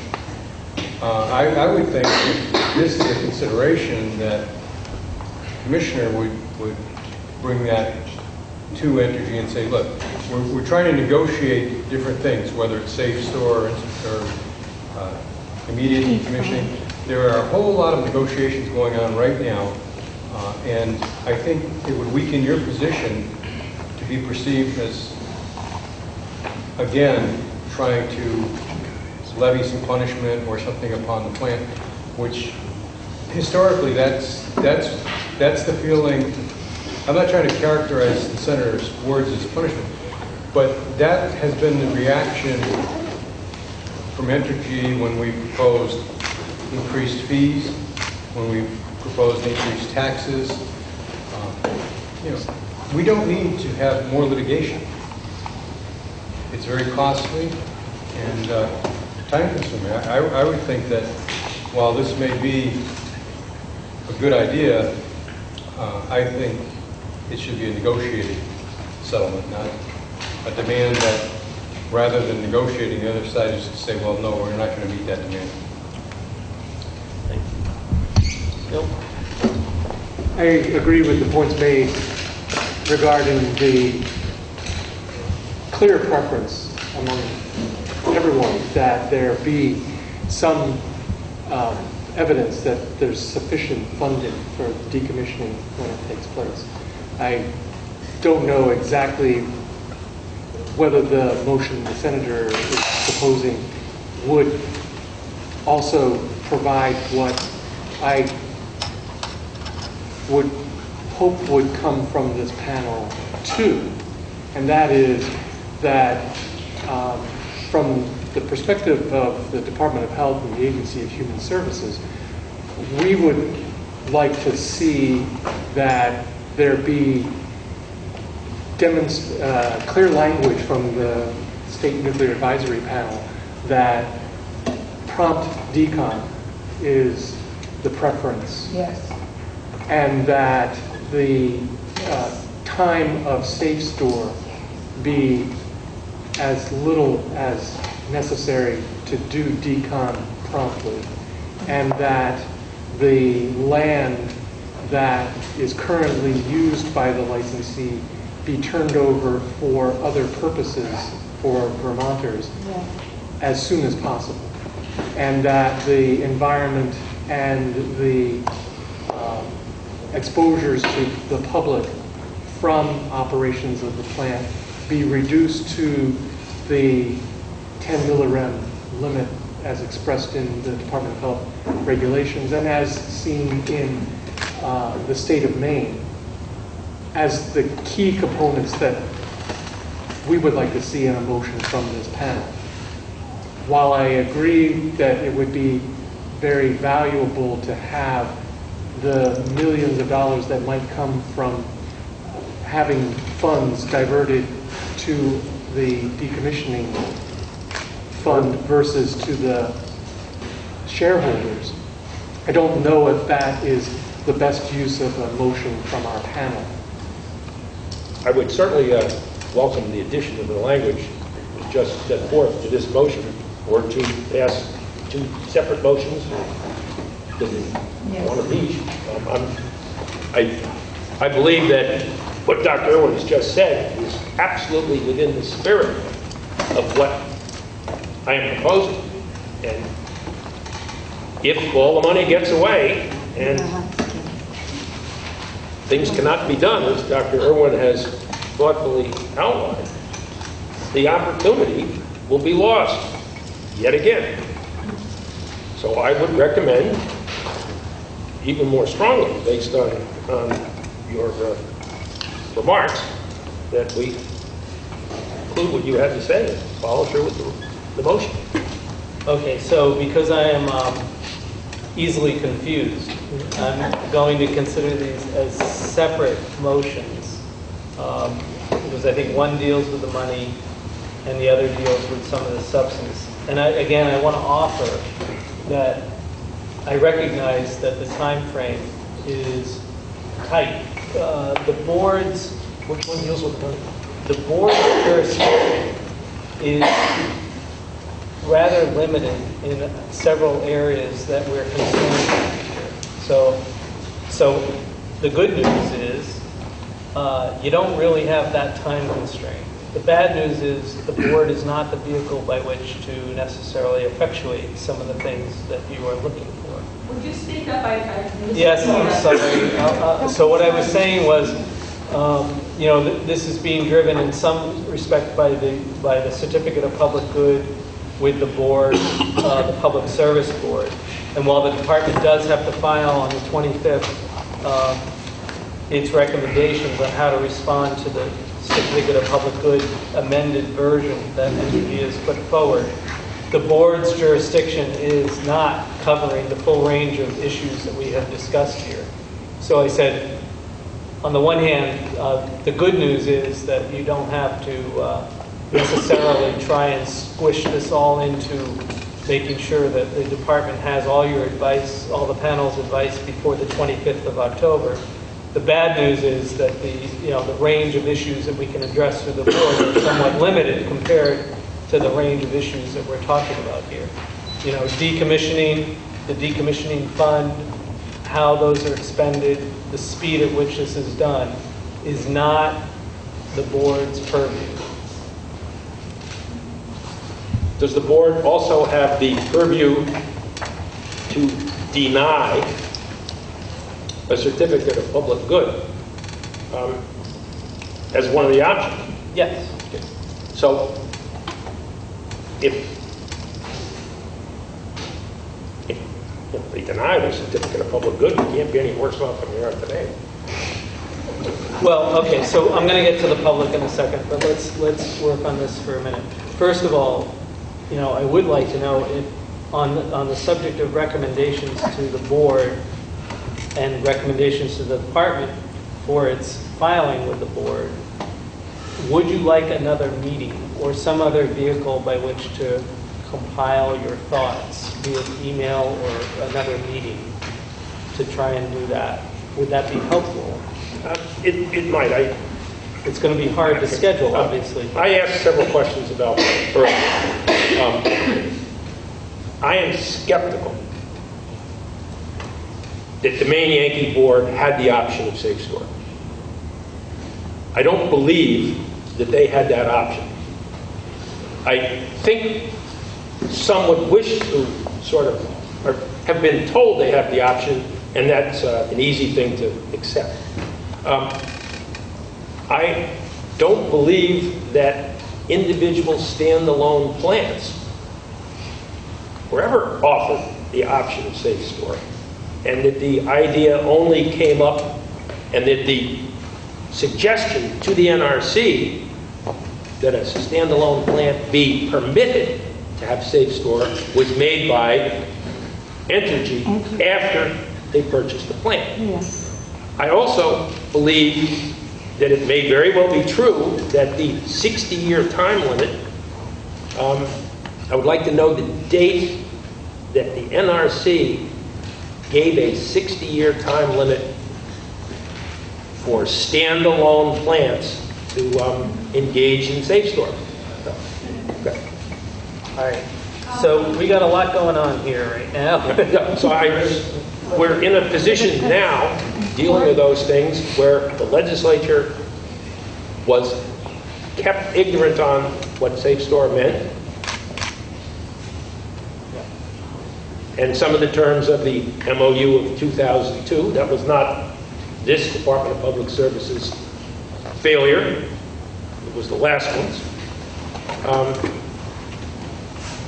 And as someone on the panel said, there are too many unanswered questions right now, and that was a couple we ought to get answered. Okay, so... Can I make a suggestion? Yes, go ahead. In regards to how a market plant meets its responsibilities, I don't necessarily think that we need to get into that detail, but we can make a suggestion that, or something from the panel that says a market plant must meet its responsibilities and therefore meet the decommissioning costs or the safe store costs from the mechanisms that are in law and regulation. I think there's a difference between what's happened before with plants that were utilities that were regulated by utility boards, and that money would go back to the ratepayers. And in the case, we could strongly state something about market plants and say something in there, but not to speak specific about how that should be done. Entergy New Orleans didn't create Vermont Yankee as an LLC for any reason other than to be limited in its liability. We can talk until dawn about plants meeting their responsibility, their moral responsibility, but we're dealing with the law that doesn't require them to do any of that if they don't have to. The only thing that stands between them and taking every penny they make and sending it to their shareholders between now and when they shut down operation is the Public Service Board, which may be able to have conditions under which they're permitted to operate. If the Public Service Board gives them a certificate of public good. And I would not, and we should let the Public Service Board, for the reasons that Dr. Irwin mentioned, know that our recommendation is that they exercise every opportunity that they have that's legal, that's within their authority, to see that the moral responsibilities are untaken. Because in the past, when they have agreed to do and fulfill their moral responsibilities, they have walked away and gone to court and say, we didn't have to, and it doesn't matter what we said. Okay, so I'm going to move us along here. Go ahead, Bill. If I could have a friendly amendment to the motion. Yes. I've been trying to combine the two in terms that may be within the realm of the Public Service Board's hearings on a certificate of public good. But I'm not an expert in this, so I really don't know if I've got the language correct. Give it a shot. Okay. Let's do it. But that the Vermont State Nuclear Advisory Panel recommends that the Public Service Board condition a certificate of public good after Entergy demonstrates that there are sufficient funds for a prompt decon after cessation of operations, resulting in a minimum number of years for NRC license termination for the reactor, and release of the property outside of that for the safety and security of the ISFAC for unrestricted use. I withdraw my motion in lieu of the words just penned. Beautiful. Now all we have to do is make sure we can repeat them. VSNAP recommends as a condition of certificate of public good. After Entergy demonstrates. I'm sorry. I'm sorry. I know. It's written here. So. Do you have it written? I have. Would you read it again, please? Why don't you stand it for us? Why don't you? The Vermont State Nuclear Advisory Panel recommends to the Public Service Board that it condition the certificate of public good for Entergy Vermont Yankee on demonstration of sufficient funds for a prompt decon, all capitalized, after cessation of operations, resulting in minimum number of years for NRC reactor license termination and release of the property outside of that for the safety and security of the ISFSI, ISFSI, for unrestricted use. Hang on a second, please. Clarifying question. Do I have do I have a second? I have a second from the Senator. Thank you. Go ahead. I want to clarify, I understood this, your motion is to make this recommendation directly to the board, which I would support because the department as a party does its thing and files it in confidence until that public, et cetera. So that we're not advising the department on what to say, although it could take that to heart. We're sending a recommendation to the board. Yeah, that was, in fact, I think my first three words. Yeah, it was. I just want to be sure we're on the same To page. the board. I agree. Thank you. Okay, thank you. Any other? Yes. My concern here is, as shown in the slides, the Speak estimates up, of... speak up, please, speak up. I'm sorry. My concern here is, as shown in the slides, is the estimates of what is a sufficient amount of money. Who or whom would decide what amount of money was sufficient? Would it be Entergy saying this is a sufficient amount based on their estimates? Is it the NRC estimates? I mean, it's a pretty ambiguous thought. I understand the intent, but I'm not sure how that would be implemented. board's decision. So, hang on a second, please, folks. I know we're going to do public comment on Dr. Irwin's report. We're I want to do comment on the proposal. Yeah. Okay, so She has It's some, worded badly, and it can be taken advantage of by somebody who wants to ignore it. okay, one moment. I promise we will take some comment from the public before voting, okay? But let's make sure we know what we're talking about. So, in response to your point, Representative, there's a pretty set structure by which the facility owner needs to represent and report to NRC about funds and whether it's sufficient to move forward. The decision whether to move forward or not is really Entergy. So what you're asking is that the board require Entergy to move forward with prompt decon once funds are available. Yes. The fund piece, I think, is pretty set in terms of understanding what components will need to be evaluated and how that needs to be assessed. So, am I understanding the motion correctly? Okay. All right.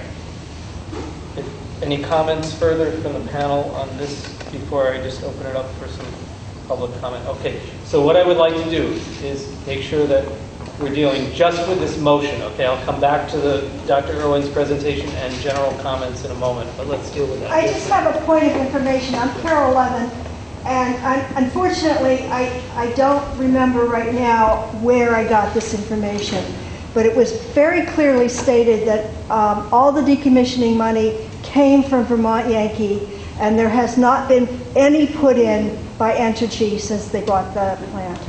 Okay. Correct. I think that is correct. Yes. The motion, as I understand it, is that in order for the certificate of public good should be contingent on Entergy demonstrating that it has sufficient money for decommissioning. And then there's a bunch of verbiage that goes on from there. And they can demonstrate, if I understand this correctly, that there is sufficient money for decommissioning, and then put the thing into safe store, because we haven't told them not to put it into safe store. No. It seems to me the way that this should be worded is more like we are recommending to the Public Service Board that if they're going to give a certificate of public good, it should be contingent on Entergy committing to immediate decommissioning and not putting this thing into safe store. Thank you. Yes. What the Senator just noted for me is we could actually add a phrase that on prompt decon, again, that's capitalized, because let me finish. I'm going to address your point. Instead, in lieu of safe store, all capitalized. So it's clear that we do not recommend safe store in any manner. I will point out to you that the difference between a comma and a semicolon in a law was what made it illegal for Americans to brew beer from the end of Prohibition until Jimmy Carter was in the White House. A comma and a semicolon. Okay, so you've got to be really careful about these things, or they're going to take advantage of it. I think the spirit, the point is that I think the board the panel is pretty clear about the recommendation and how it's worded. We will double check with you all, but the actual, we have the wording as it is read. In lieu of safe store. Are we adding in lieu of safe store? And do I have agreement that we want to add in lieu of safe store as a friendly amendment to this? Okay. Yes. All right. So, other comments on this as it now exists? Chris? Hi. So not to throw a squirrel into the punch bowl, but I'm not sure why your position necessarily needs to be conditioned on whether they issue a certificate of public good or not. Whether you recommend, because it sounds like you're recommending a CPG. No, we recommend that if one is granted, that it be conditioned And on... what if they deny it? Is your position the same? That would be the case, I think, yeah. So let me try a friendly response to that, which is, it sounds like... I want to make sure you know what you're asking. Right. It sounds like what is being suggested is that we think about whether to expand this to just a general recommendation rather than just to the board for this particular issue, that this be a general recommendation that's used in multiple venues. To the department, to the You governor, apply to the board. Department, governor, board, whoever will pay attention. Is that fair? Well, does it clearly say, as opposed to imply, that I think what we're saying is that safe store is unacceptable. Yes. Very good. Yes. And I don't know if that can fit in there. So why don't you just say that? Exactly. Safe store is not, yes. I don't want us to take an indefensible position. Right. I mean, the bottom line is that the NRC offered, I think is a fair way to describe it, 3 options to facilities to decommission. One is entombment, which is covering the thing in cement. 2 is safe store for the period of 50 years with decommissioning thereafter. Decontamination and dismantlement thereafter. And 3 is decon, capital letters, which is decontamination and dismantlement. And as far as I can tell, frankly, it is the facility's decision as to what to present to NRC. The reason that I made the motion in the fashion that I did was to address the senator's comments that the Public Service Department was going to make its recommendations before this panel could meet again. Right. We could make subsequent motions at future dates for a variety of purposes that reiterate this position. So you want to keep this as, right now, as going to the board? I thought that was the immediate concern of the panel. Okay.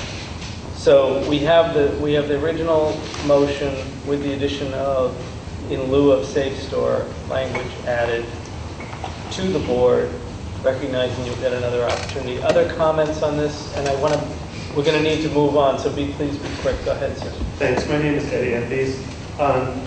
The board, the Public Service Board, has addressed decommissioning from the beginning with Entergy. The board's final order in docket 6545 addressed both the testimony, the arguments, and made decisions about what was acceptable. They based their approval of the sale to Entergy on commitments that Entergy made. I quote from that docket, "Entergy has also made several commitments that enhance the value of the risk transfer. Envy will completely restore the Vermont Yankee site following decommissioning unless it chooses to reuse the site rather than simply completing decommissioning as required by the NRC. I think if you use those terms decon, then you're saying we're abrogating the agreement that was made between the Public Service Board and Entergy in 2002 when they said we're going further than NRC. We're going to remove the structures underground. We're going to greenfield it." This language is all throughout the documents of that period. So it's not clear to me why the position is not shut it down now. They're in violation of the certificate of public good.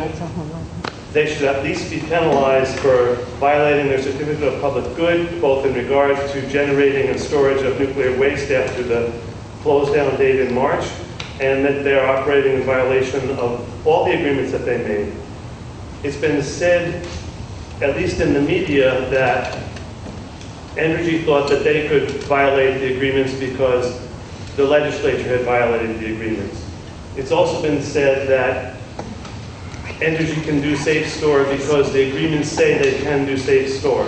The agreements present safe store as a possibility. They don't say go ahead and do it. They list this as an option. So the main thing I want to say, though, is that we shouldn't use just the decon language. We have to bring it back around to the commitments that were made, that they would restore it beyond rather than simply committing decommissioning as required by the NRC. Thank you. I just want to, I'm not going to normally do this, but I'm going to respond to you not only because of the point with reference to the motion, but also because I want to make sure the record's clear that I hear these folks talking about the NRC-related decommissioning piece only, and it does not affect the commitments to site restoration, and it's not a comment on site restoration at all to modify that agreement or anything else. I think it's really just a matter, as I interpret the motion, of timing for the decommissioning choices that are before them. So I just want to make it clear, unless people disagree, this has nothing to do with site restoration commitments and what occurs beyond the NRC decommissioning piece. Is that fair? Yeah, I would hope though that's something we could take up in the future as a separate matter. Absolutely. We're not commenting on that piece, so I think that's still protected is what I'm trying to say. Yes, we're going to be, and please, motion only comments. Okay? I'm confused about what the motion is and what it is that you are going to do. The panel here is making a recommendation to the department, and you're using very specific language to make a recommendation to the department, and I guess the governor and the legislature perhaps. The department will in turn make a recommendation to the Public Service Board. Is the department bound by the language that's presented here? We're not, but if I want to sit here again and not be tarred and feathered, I'm going to pay close attention to what the board, what the panel tells me. I am going to abstain from this vote for the reason you described, which is that they're advising me and the board on how to respond. But certainly I would consider any recommendation of this panel to be an important factor in our decision as to what is in the public interest. But the motion is to the board. The motion's to the board, but I will still consider this in the context of it. Motion, comments? Yes. I find this a little bit terrifying because it seems to me that the two comments that here were made about interpreting and misinterpreting, we had a colon and a semicolon and a period, and Ed's comment about if we use the word decon, are we implying that that's what we want and not what they agreed to before? It's without having some attorneys look at this very carefully and the exact words. I think this is that making a motion and a recommendation could be used by Entergy against any ability to negotiate something else. And I may be wrong, but it reminds me of a committee trying to make a piece of legislation without having it written down and without having taken testimony on it and without really looking at all the implications. Yes, go ahead. I was wondering if I could have a clarification.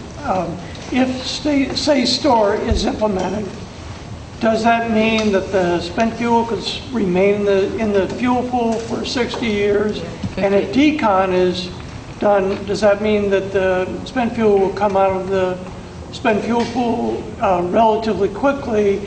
And it also sounded like the Department of Energy is actually the one that's responsible for the financial aspect of those things. Yes. Is that true? So just to clarify, in decontamination, the fuel rods are removed from the pool and put into dry cask storage. In safe store, either can occur. Sometimes the fuel is put into dry cask storage and sometimes it's left in the pool. And that time period can be up to the 50 years we talked about. Dr. Irwin referred to, danger of fires in the spent fuel pool for that period of time, so it seems like that would be a public health and safety issue. I think it's the spirit behind the motion. This is not the motion that I made is not a safety issue, it's an economic issue. It's who gets left holding the bag, and I will not be, one support of this motion, suckered into, by anybody, the notion that we are telling the NRC what to do about safety. Okay, one last comment on the motion, then we're going to... State Representative Valerie Stewart from Brattleboro. I'd like to echo Senator White's worry and concern about this language not being vetted by attorneys. I think it's very important for us not to dig ourselves deeper into a hole. I'd also like to respectfully acknowledge Ed Anthus's opinion on this. I urge you to have our Attorney General and others who are fighting the good fight to keep us out of further trouble here, to have attorneys vet this language carefully before we kick the can further down the road and we dig ourselves into a new hole. Thank you. So it's important to recognize that this panel is advisory only to all of these entities. It is not legally binding in any way, but I turn it back to the panel to ask what your pleasure is with regard to this motion. Is representing as Secretary of the agency in regards to behavior. Some of these statements about the strength or the accuracy or the careful nature of the wording to this is important in talking about what comes out. I'm sorry. As a representative of a Secretary of the Agency of Natural Resources, I think I understand what the comments are in regards to the carefulness of language and what is represented here in regards to what's going on in the state government, of course. So, what?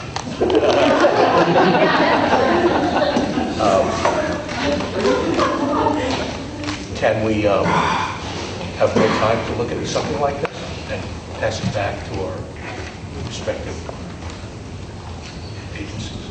No. You can, certainly you can, and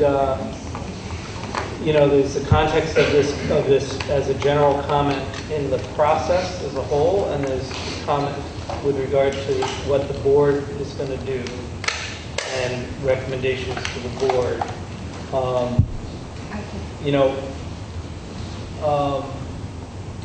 Again, I am happy to try and schedule another meeting to discuss specifically what recommendations to make that this body wants to make to the board specifically on this issue. That's the only time constraint I think we have. In terms of other issues, and frankly, decommissioning is primarily an NRC-related item.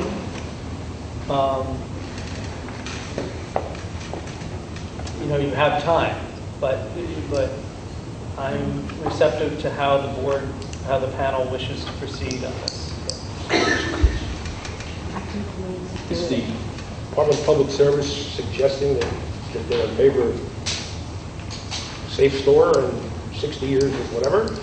Or are they advocating for what this motion says?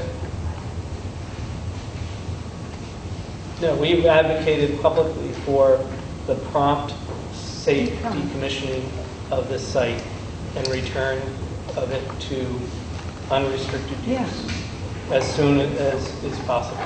Mr. Chair, I suggested a specific way to achieve that goal, and that was not let them take the money and send it to the shareholders. And I have withdrawn that because of people saying it was too prescriptive.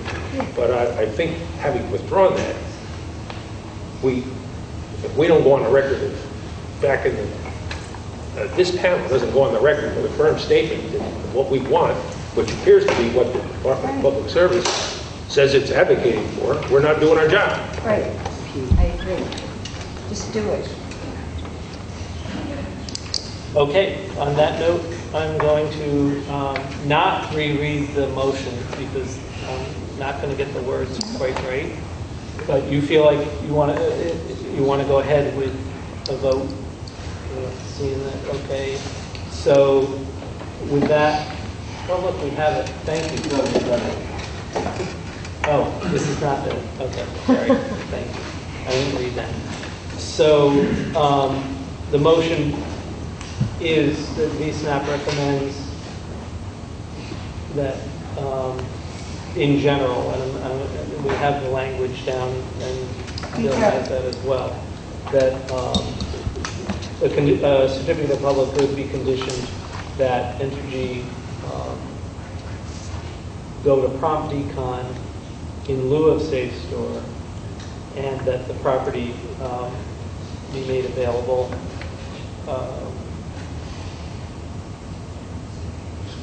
as soon as possible after that. I don't mean to interject, but Yeah. you want me to read the language? Yeah. You actually have the Yeah, I language? do have the language. Okay, this is Aaron Kasicki. Sorry, Thank you. This is what loud. VSNAP recommends that the Public Service Board condition Entergy's certificate of public good on demonstrating sufficient funds for prompt decon, that's capital DECON, in lieu of safe store, that's capital SAFSTOR, for cessation of operations resulting in the minimum number of years for NRC reactor license termination and release of all property outside of security of the ISPC for unrestricted use. Thank you. We have a motion and a second on that. Discussion has occurred. All those in favor signify by saying aye. Aye. 3 opposed. Nay. 1 abstention. 2 abstentions. 1, 2, 3 in favor. 1 opposed. 2 abstentions. The motion actually doesn't pass. We needed 4. We need 4 affirmative votes for a quorum. But the spirit of the discussion remains, and I appreciate that. So, yes, sir. Actually, I would very much like to have the opportunity to further discuss this. I share the senator's concerns about the whole thing is fraught with opportunity for litigation. But I would like the opportunity to meet again and rediscuss this and get further information. Because it is an important issue, and I think there is some sentiment here. Yeah, and as I say, in the next, I think this is a long-term process, and while I appreciate there's a board component to this, there's a lot of opportunity and a lot of need to visit this, and I will ask, at the next meeting that is already scheduled, we'll talk about that agenda, but my suggestion is that we ask Entergy to tell us what they can at that point, recognizing there's still going to be a lot of unknowns. We can't hear When you. is the next But meeting? I'll get to that, please. But my offer to arrange a meeting sooner than that, if you feel like the panel wants to engage in this discussion in time to make recommendations to the board, I am happy to try and do that in the next week or two. But it will require pretty quick coordination of that and public notice. So how does the board feel about that? Do you want me to try and do that? I would like the opportunity to meet again. All right, I will make an effort to try and do that. Michelle's going to be really happy. So hang on just one moment. At this point, what I'm going to do is open up the conversation to a combo. We're going to skip over the agenda and say we're going to go to comments either on Dr. Irwin's presentation or general comments that you might want to make. And this gentleman has been standing up here. I'll come to you right afterwards, and then we'll go from there. Go right ahead. So concerning the potassium iodide, I understand that presents cancer of the thyroid, which is one of the malignancies that is easily managed in medical science today.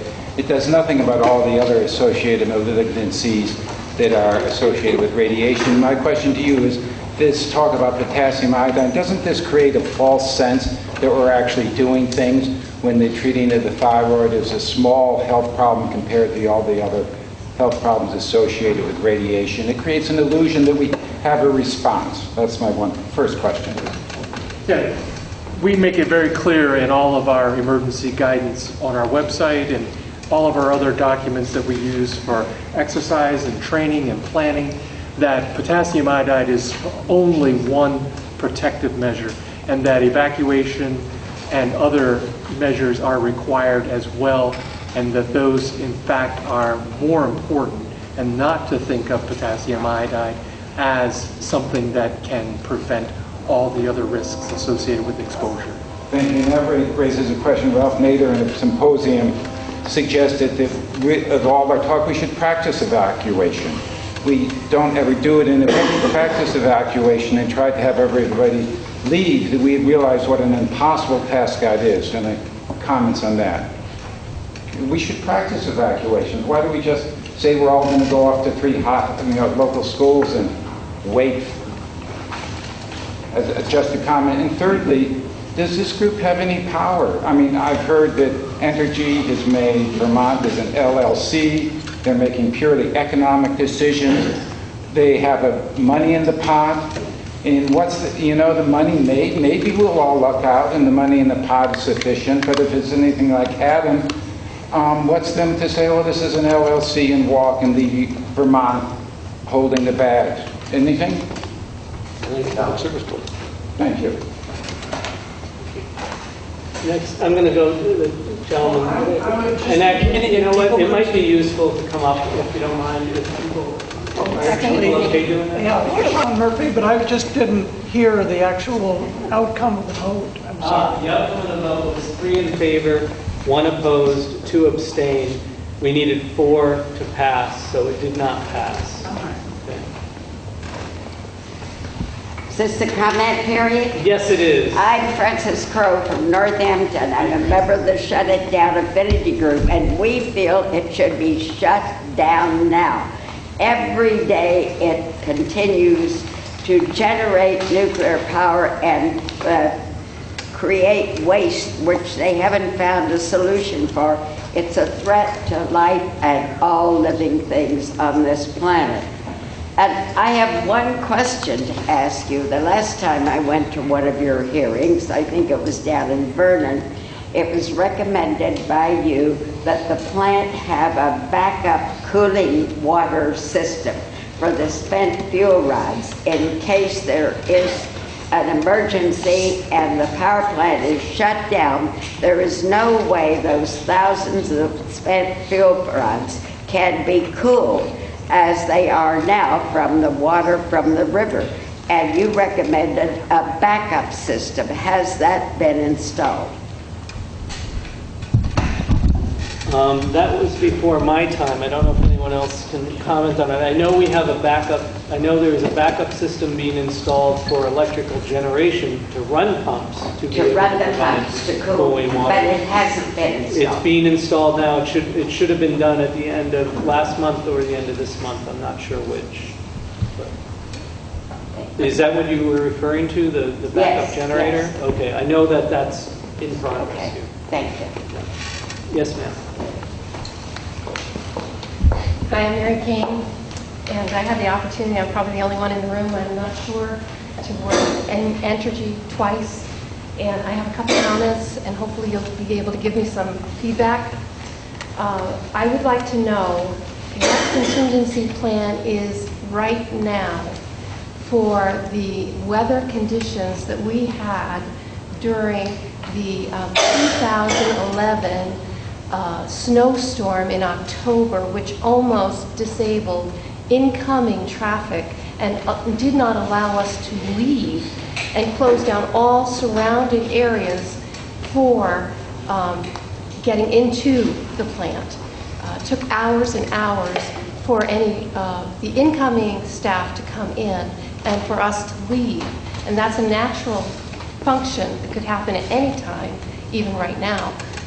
I'd like some comment on that first. Yeah, the term shelter in place is one that is used to describe an alternative to evacuation when there are reasons like natural disasters that would make evacuation more dangerous than staying in a safe place in your home.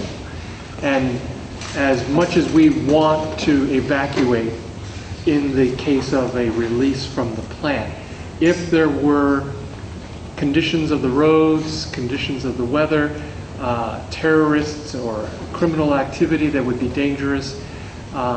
For evacuees, we would, instead of evacuation, recommend people to take shelter in their homes and give them specific guidance to minimize their exposure during that shelter. My question is for the staffing that was there, having been there during a natural disaster and seeing inside what happened, and that was an outside of the plant condition, which no one had any control over.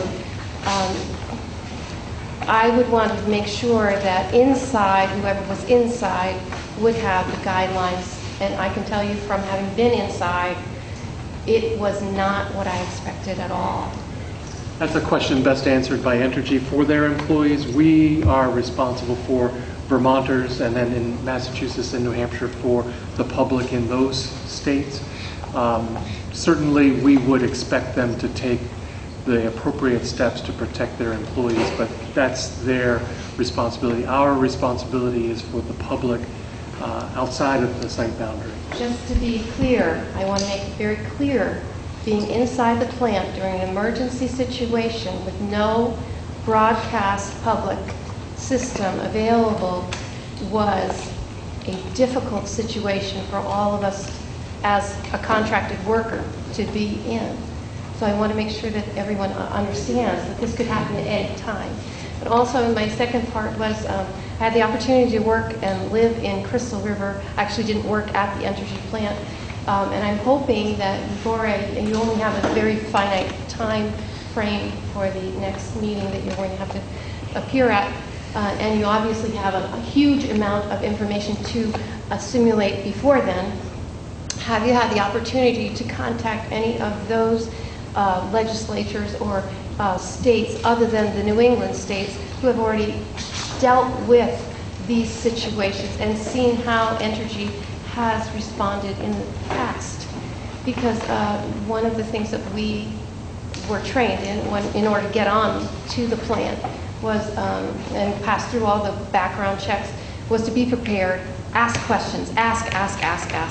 And we have experts out there, from what I can tell, that might be able to provide you the answers that you're seeking already. Yeah, I had, from my perspective in health, reached out to all 50 states to ask them about their experiences with nuclear reactor plants that have gone through decommissioning or are planning to, as is Crystal River. And I hope to learn a lot from them in addition to what I have already learned from them. But I think that's occurring elsewhere. Yes, and as for the department's perspective, our nuclear engineer was actually involved in the main decommissioning, so we're gaining insight from him. But also, we have contractors that are familiar with decommissioning that are reaching out to the other states to understand what worked and what didn't work, and pay attention to. Thank you very much. Yes, sir.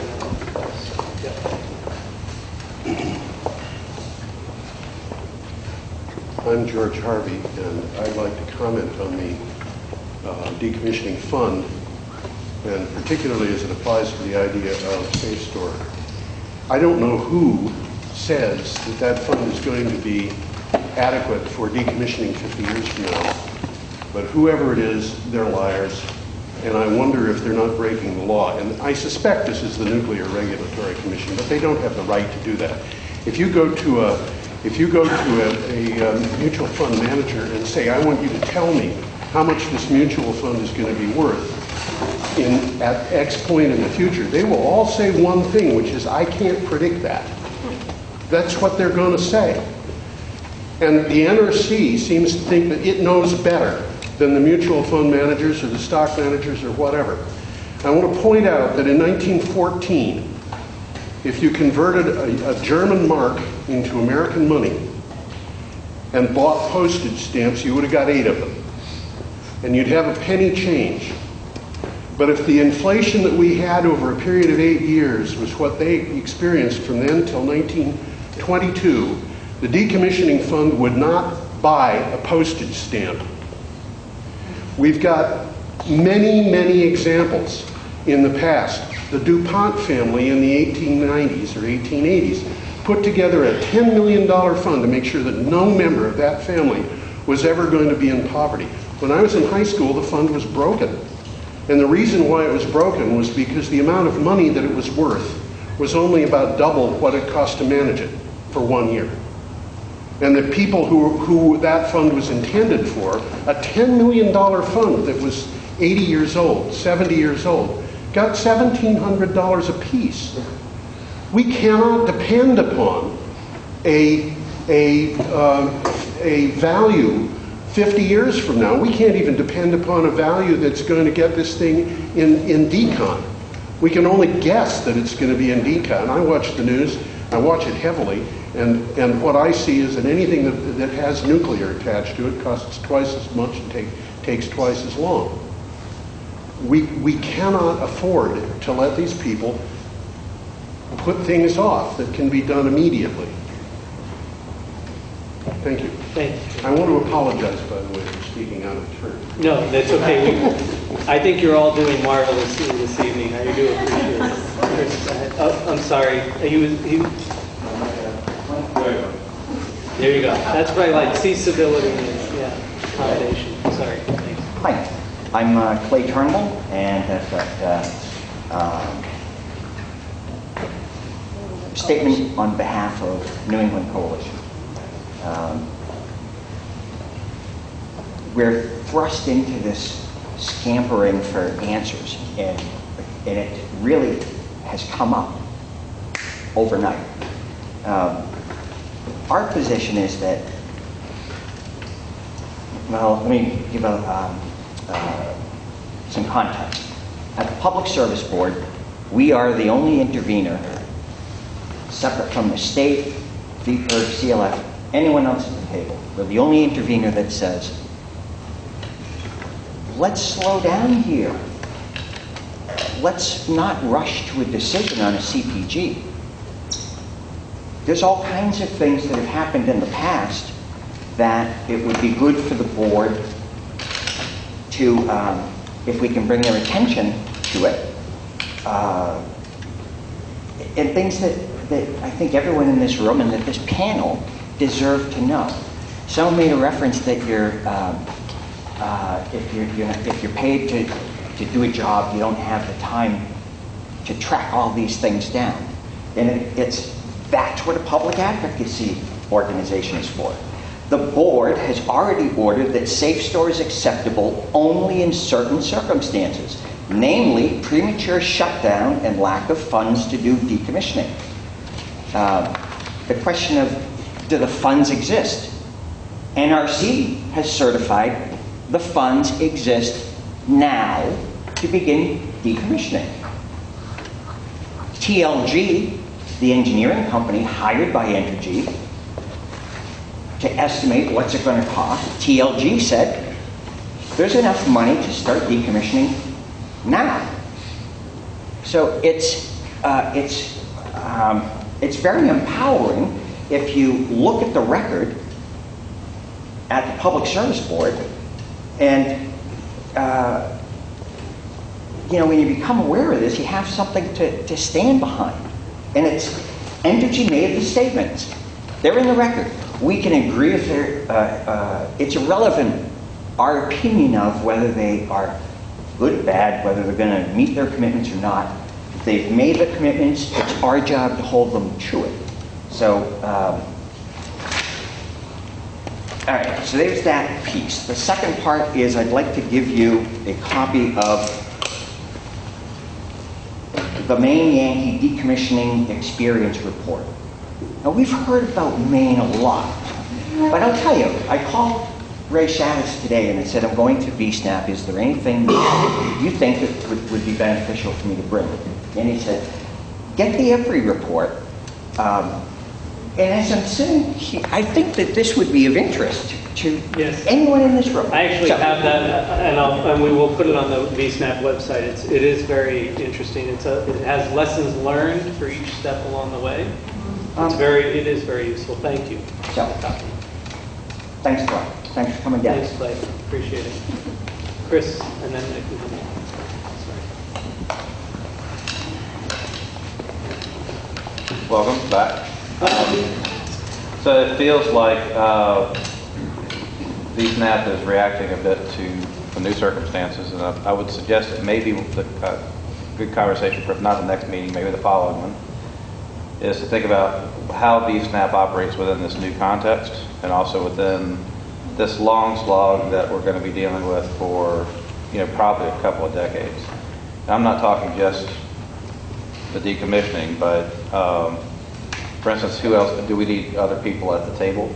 One of the issues, talking to the Franklin Regional Council of Governments and looking at what happened with Wiscasset, beyond the radiological decommissioning, you had all the other site contamination issues that had to be worked out that would be more like along the lines of the typical brownfield stuff. So should A&R be at the table? I know David Mears would probably really appreciate me suggesting that he be here too, but at some point the Department of Taxation, probably be good to have them at the table, because right now Entergy is claiming that they'll be taxed, should be taxed as vacant land when they close, when they cease operations.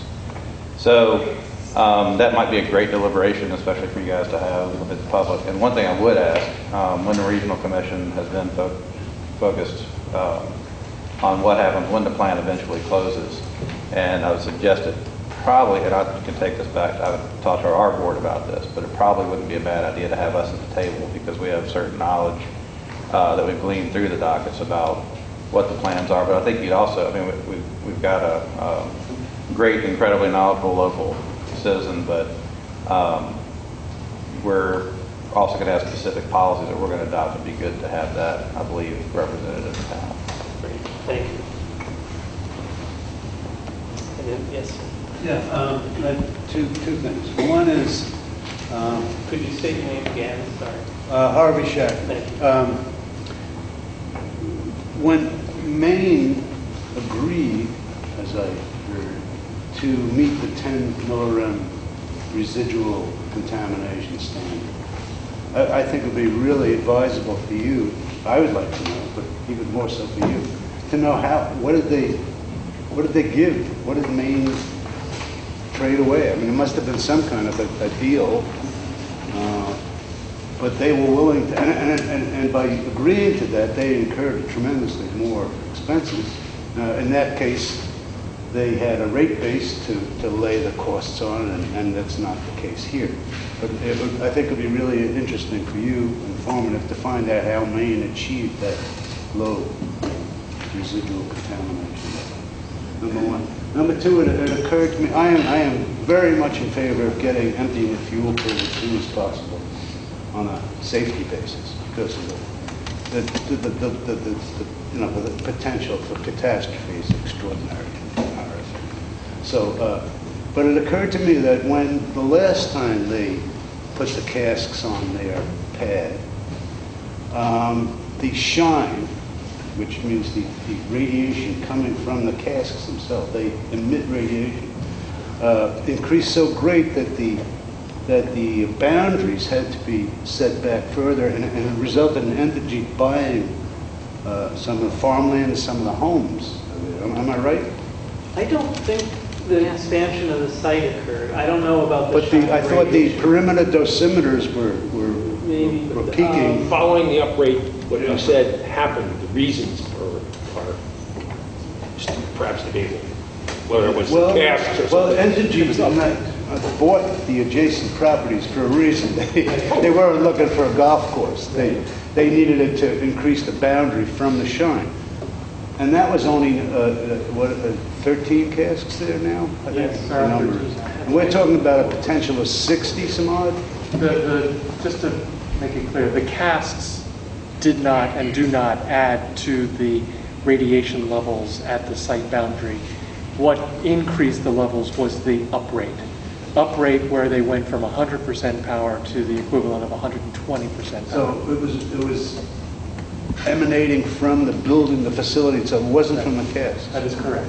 Oh, well, it was coincidental then, because it's... Yes, there are calculations in the record and evidence of measurements to date corroborate those calculations, that it's a small fraction. My assumption was that it was the increase in radiation was due to the casks, and I'm incorrect. That is, you are. So therefore, my concern about when we go from 13 to 60, Right. I shouldn't be concerned. Because it's only 100 and some odd acres there. It's a very small site. Yeah, we have measurements of the radiation levels when the plant is shut down and when it is operating at full power, and we know it is the power that creates the radiation levels off-site. It's not. So when they shut down, it does similar readings at the boundaries, it's going to drop. That's correct. Good. Thank you. Yes? Tom Buchanan, I heard a couple of things earlier about Safe Store versus Decon that I just wanted to touch on real quickly, because what I think I heard was that Entergy brought the notion of Safe Store to Vermont that didn't exist before that. And my understanding of the record is very different. I've seen Safe Store listed in decommissioning cost analyses going back to 1994 when it was owned by the Vermont Yankee Nuclear Power Corporation. Those periods of Safe Store were relatively short, about 10 years, but Safe Store was still there. When Entergy bought the plant, they were projecting the ability to decon immediately upon closure, but the potential to use Safe Store if for some reason the fund didn't grow. But even there, in 2001, 2002, when they bought the plant, the period of Safe Store was still considered to be very short. Although the Public Service Board did recognize, even then when they issued their order in docket 6545, that Safe Store could go for 60 years. It's an interesting point. You guys are going to talk about it at your next meeting, I think, the decon versus Safe Store. And it would probably be a good idea for you to have a briefing from somebody, perhaps Dr. Irwin, about where this came from and when it entered the record and at what level, so that everybody is talking about it at the same time in the same place. So that would be my comment. Thank you. We have 5 minutes left. Anyone else want to speak who hasn't had a chance yet? Yes, sir. How you doing? Hello, everyone. Ned Childs with the president of the New England Coalition. And good luck with your task. You know, been to several of your meetings back when Liz was here and so on. Nice to with see David you. O'Brien. Nice to see you out of Yale, not jail. Right. You've got to advise the state agencies about the safety and health of the public as a result of the operation of the fixed nuclear facility. And you get input from people like Howard Schaefer that says it's unlikely that any future health effects will be attributable to the accident in Fukushima. You know, this industry was founded on a lie that we needed nuclear power. We never did. We could have done it with coal. We could have transitioned to solar. I don't understand, and I didn't speak up. I met you after the meeting, the fellow from Vernon here, the legislator, how you think Vernon can ever have a future with a radioactive gun to its head for 60 years. But I'm not sure that, in fact, there's any hook that you have, or the state has, or Peter Shumlin has, or God Almighty has, to get energy to go to a prompt decommissioning. The one hook you do have, it appears, from our deliberations at our meeting, informed by Ray Shaddis, is that the state has not agreed that Entergy meets the test of a fair partner. Now, Entergy is not going out of business next week. Until they're ready to go out of business, this is an issue for them that will affect their business interests going forward at Indian Point, at Pilgrim, at James K. Fitzpatrick, Palisades, wherever they are trying to hoodwink, is the word Mark used, it's a good wink, hoodwink, you know, like Harold Schaefer is trying to hoodwink us, and all the pro-nuclear, bought and paid for proselytes, whatever. It's just not safe. It's not necessary. The whole idea of shelter in place is one form of avoiding an evacuation. We shouldn't need to evacuate. We should never have entertained business that requires evacuation. Should never have entertained a business that requires liability release from Price Anderson. The insurance industry got it right in the 1950s. If these things are so dangerous that you can't afford the consequences when they melt down, and those consequences were always undersold. The real number put out by the German government, which happens to have lost the last war, so they're somewhat free to speak truthfully to matters such as these, is 11 trillion euros for a meltdown in Central Europe of one standalone facility. That's $15 trillion. If those kinds of numbers had ever been put in a cost-benefit analysis, even an order of magnitude lower, then nobody would have approved nuclear. So what did we do? We passed Price Anderson to lift liability from General Electric and Babcock and Wilcox and Westinghouse and these other purveyors of uranium fission, so that they wouldn't have to build them robust. So that when they did blow up in another country and take down another country, and maybe the west coast of this country, there'd be no liability. So not only did it remove the need for them to really have skin in the game and build them more robustly, the other side of the deal is that when they do melt down, the chairman of General Electric can't say, well, we made a mistake, we shouldn't have done that, we should have built them a little, we should listen to our scientists in the 70s who resigned, our vice presidents, over the design. And even people in the NRC said this is not a good design, these boiling water reactors. This is all a shell game of, well, you can say what you want and we're not allowed to. The NRC says it's safe. It's for Howard Schaefer, per the NRC, the spent fuel is safe in either the fuel pool, I like to call them, or dry casks. It's not safe. He thinks that if it's ruptured, the cask is ruptured and the pellets are lying on the ground, they'll just continue to lie there and be safe. But there's no idea, no mention that if a child wanders by or a bird or whatnot, that they're going to be irradiated and die. They'll receive a 10 sievert dose and be gone, maybe right before they even leave the site.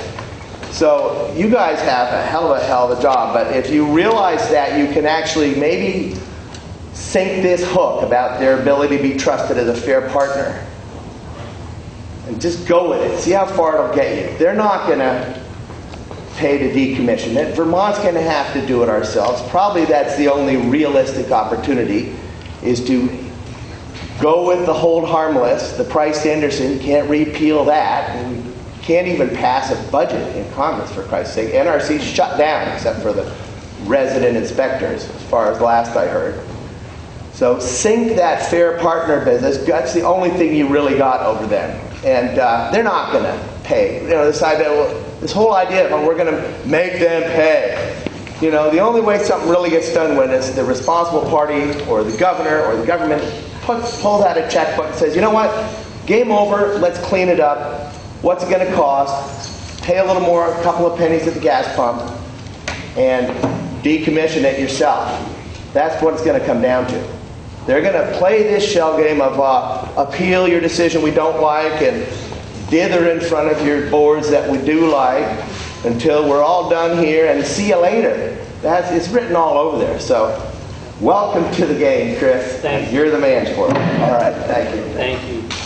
So I want to thank you all very much for your participation and for coming and for your thoughts. And it sounds like we're going to be scheduling a pretty quick meeting in the very near future for the panel. I imagine it will it might be up in Montpelier, so I just want to forewarn you, but we'll announce it, get it on the VSNAP website and try and let you know, and of course everybody is welcome to attend that. The other thing I want to note is that, you know, VSNAP's comments are considered public comment by the board, and as Aaron advised me, that was what his notes said, those are not subject to the October 25th deadline. So there's more opportunity, but of course they'll be deliberating after that, so sooner is still better. But I thank you all very much. Do I need a motion to adjourn? You got it. Good question.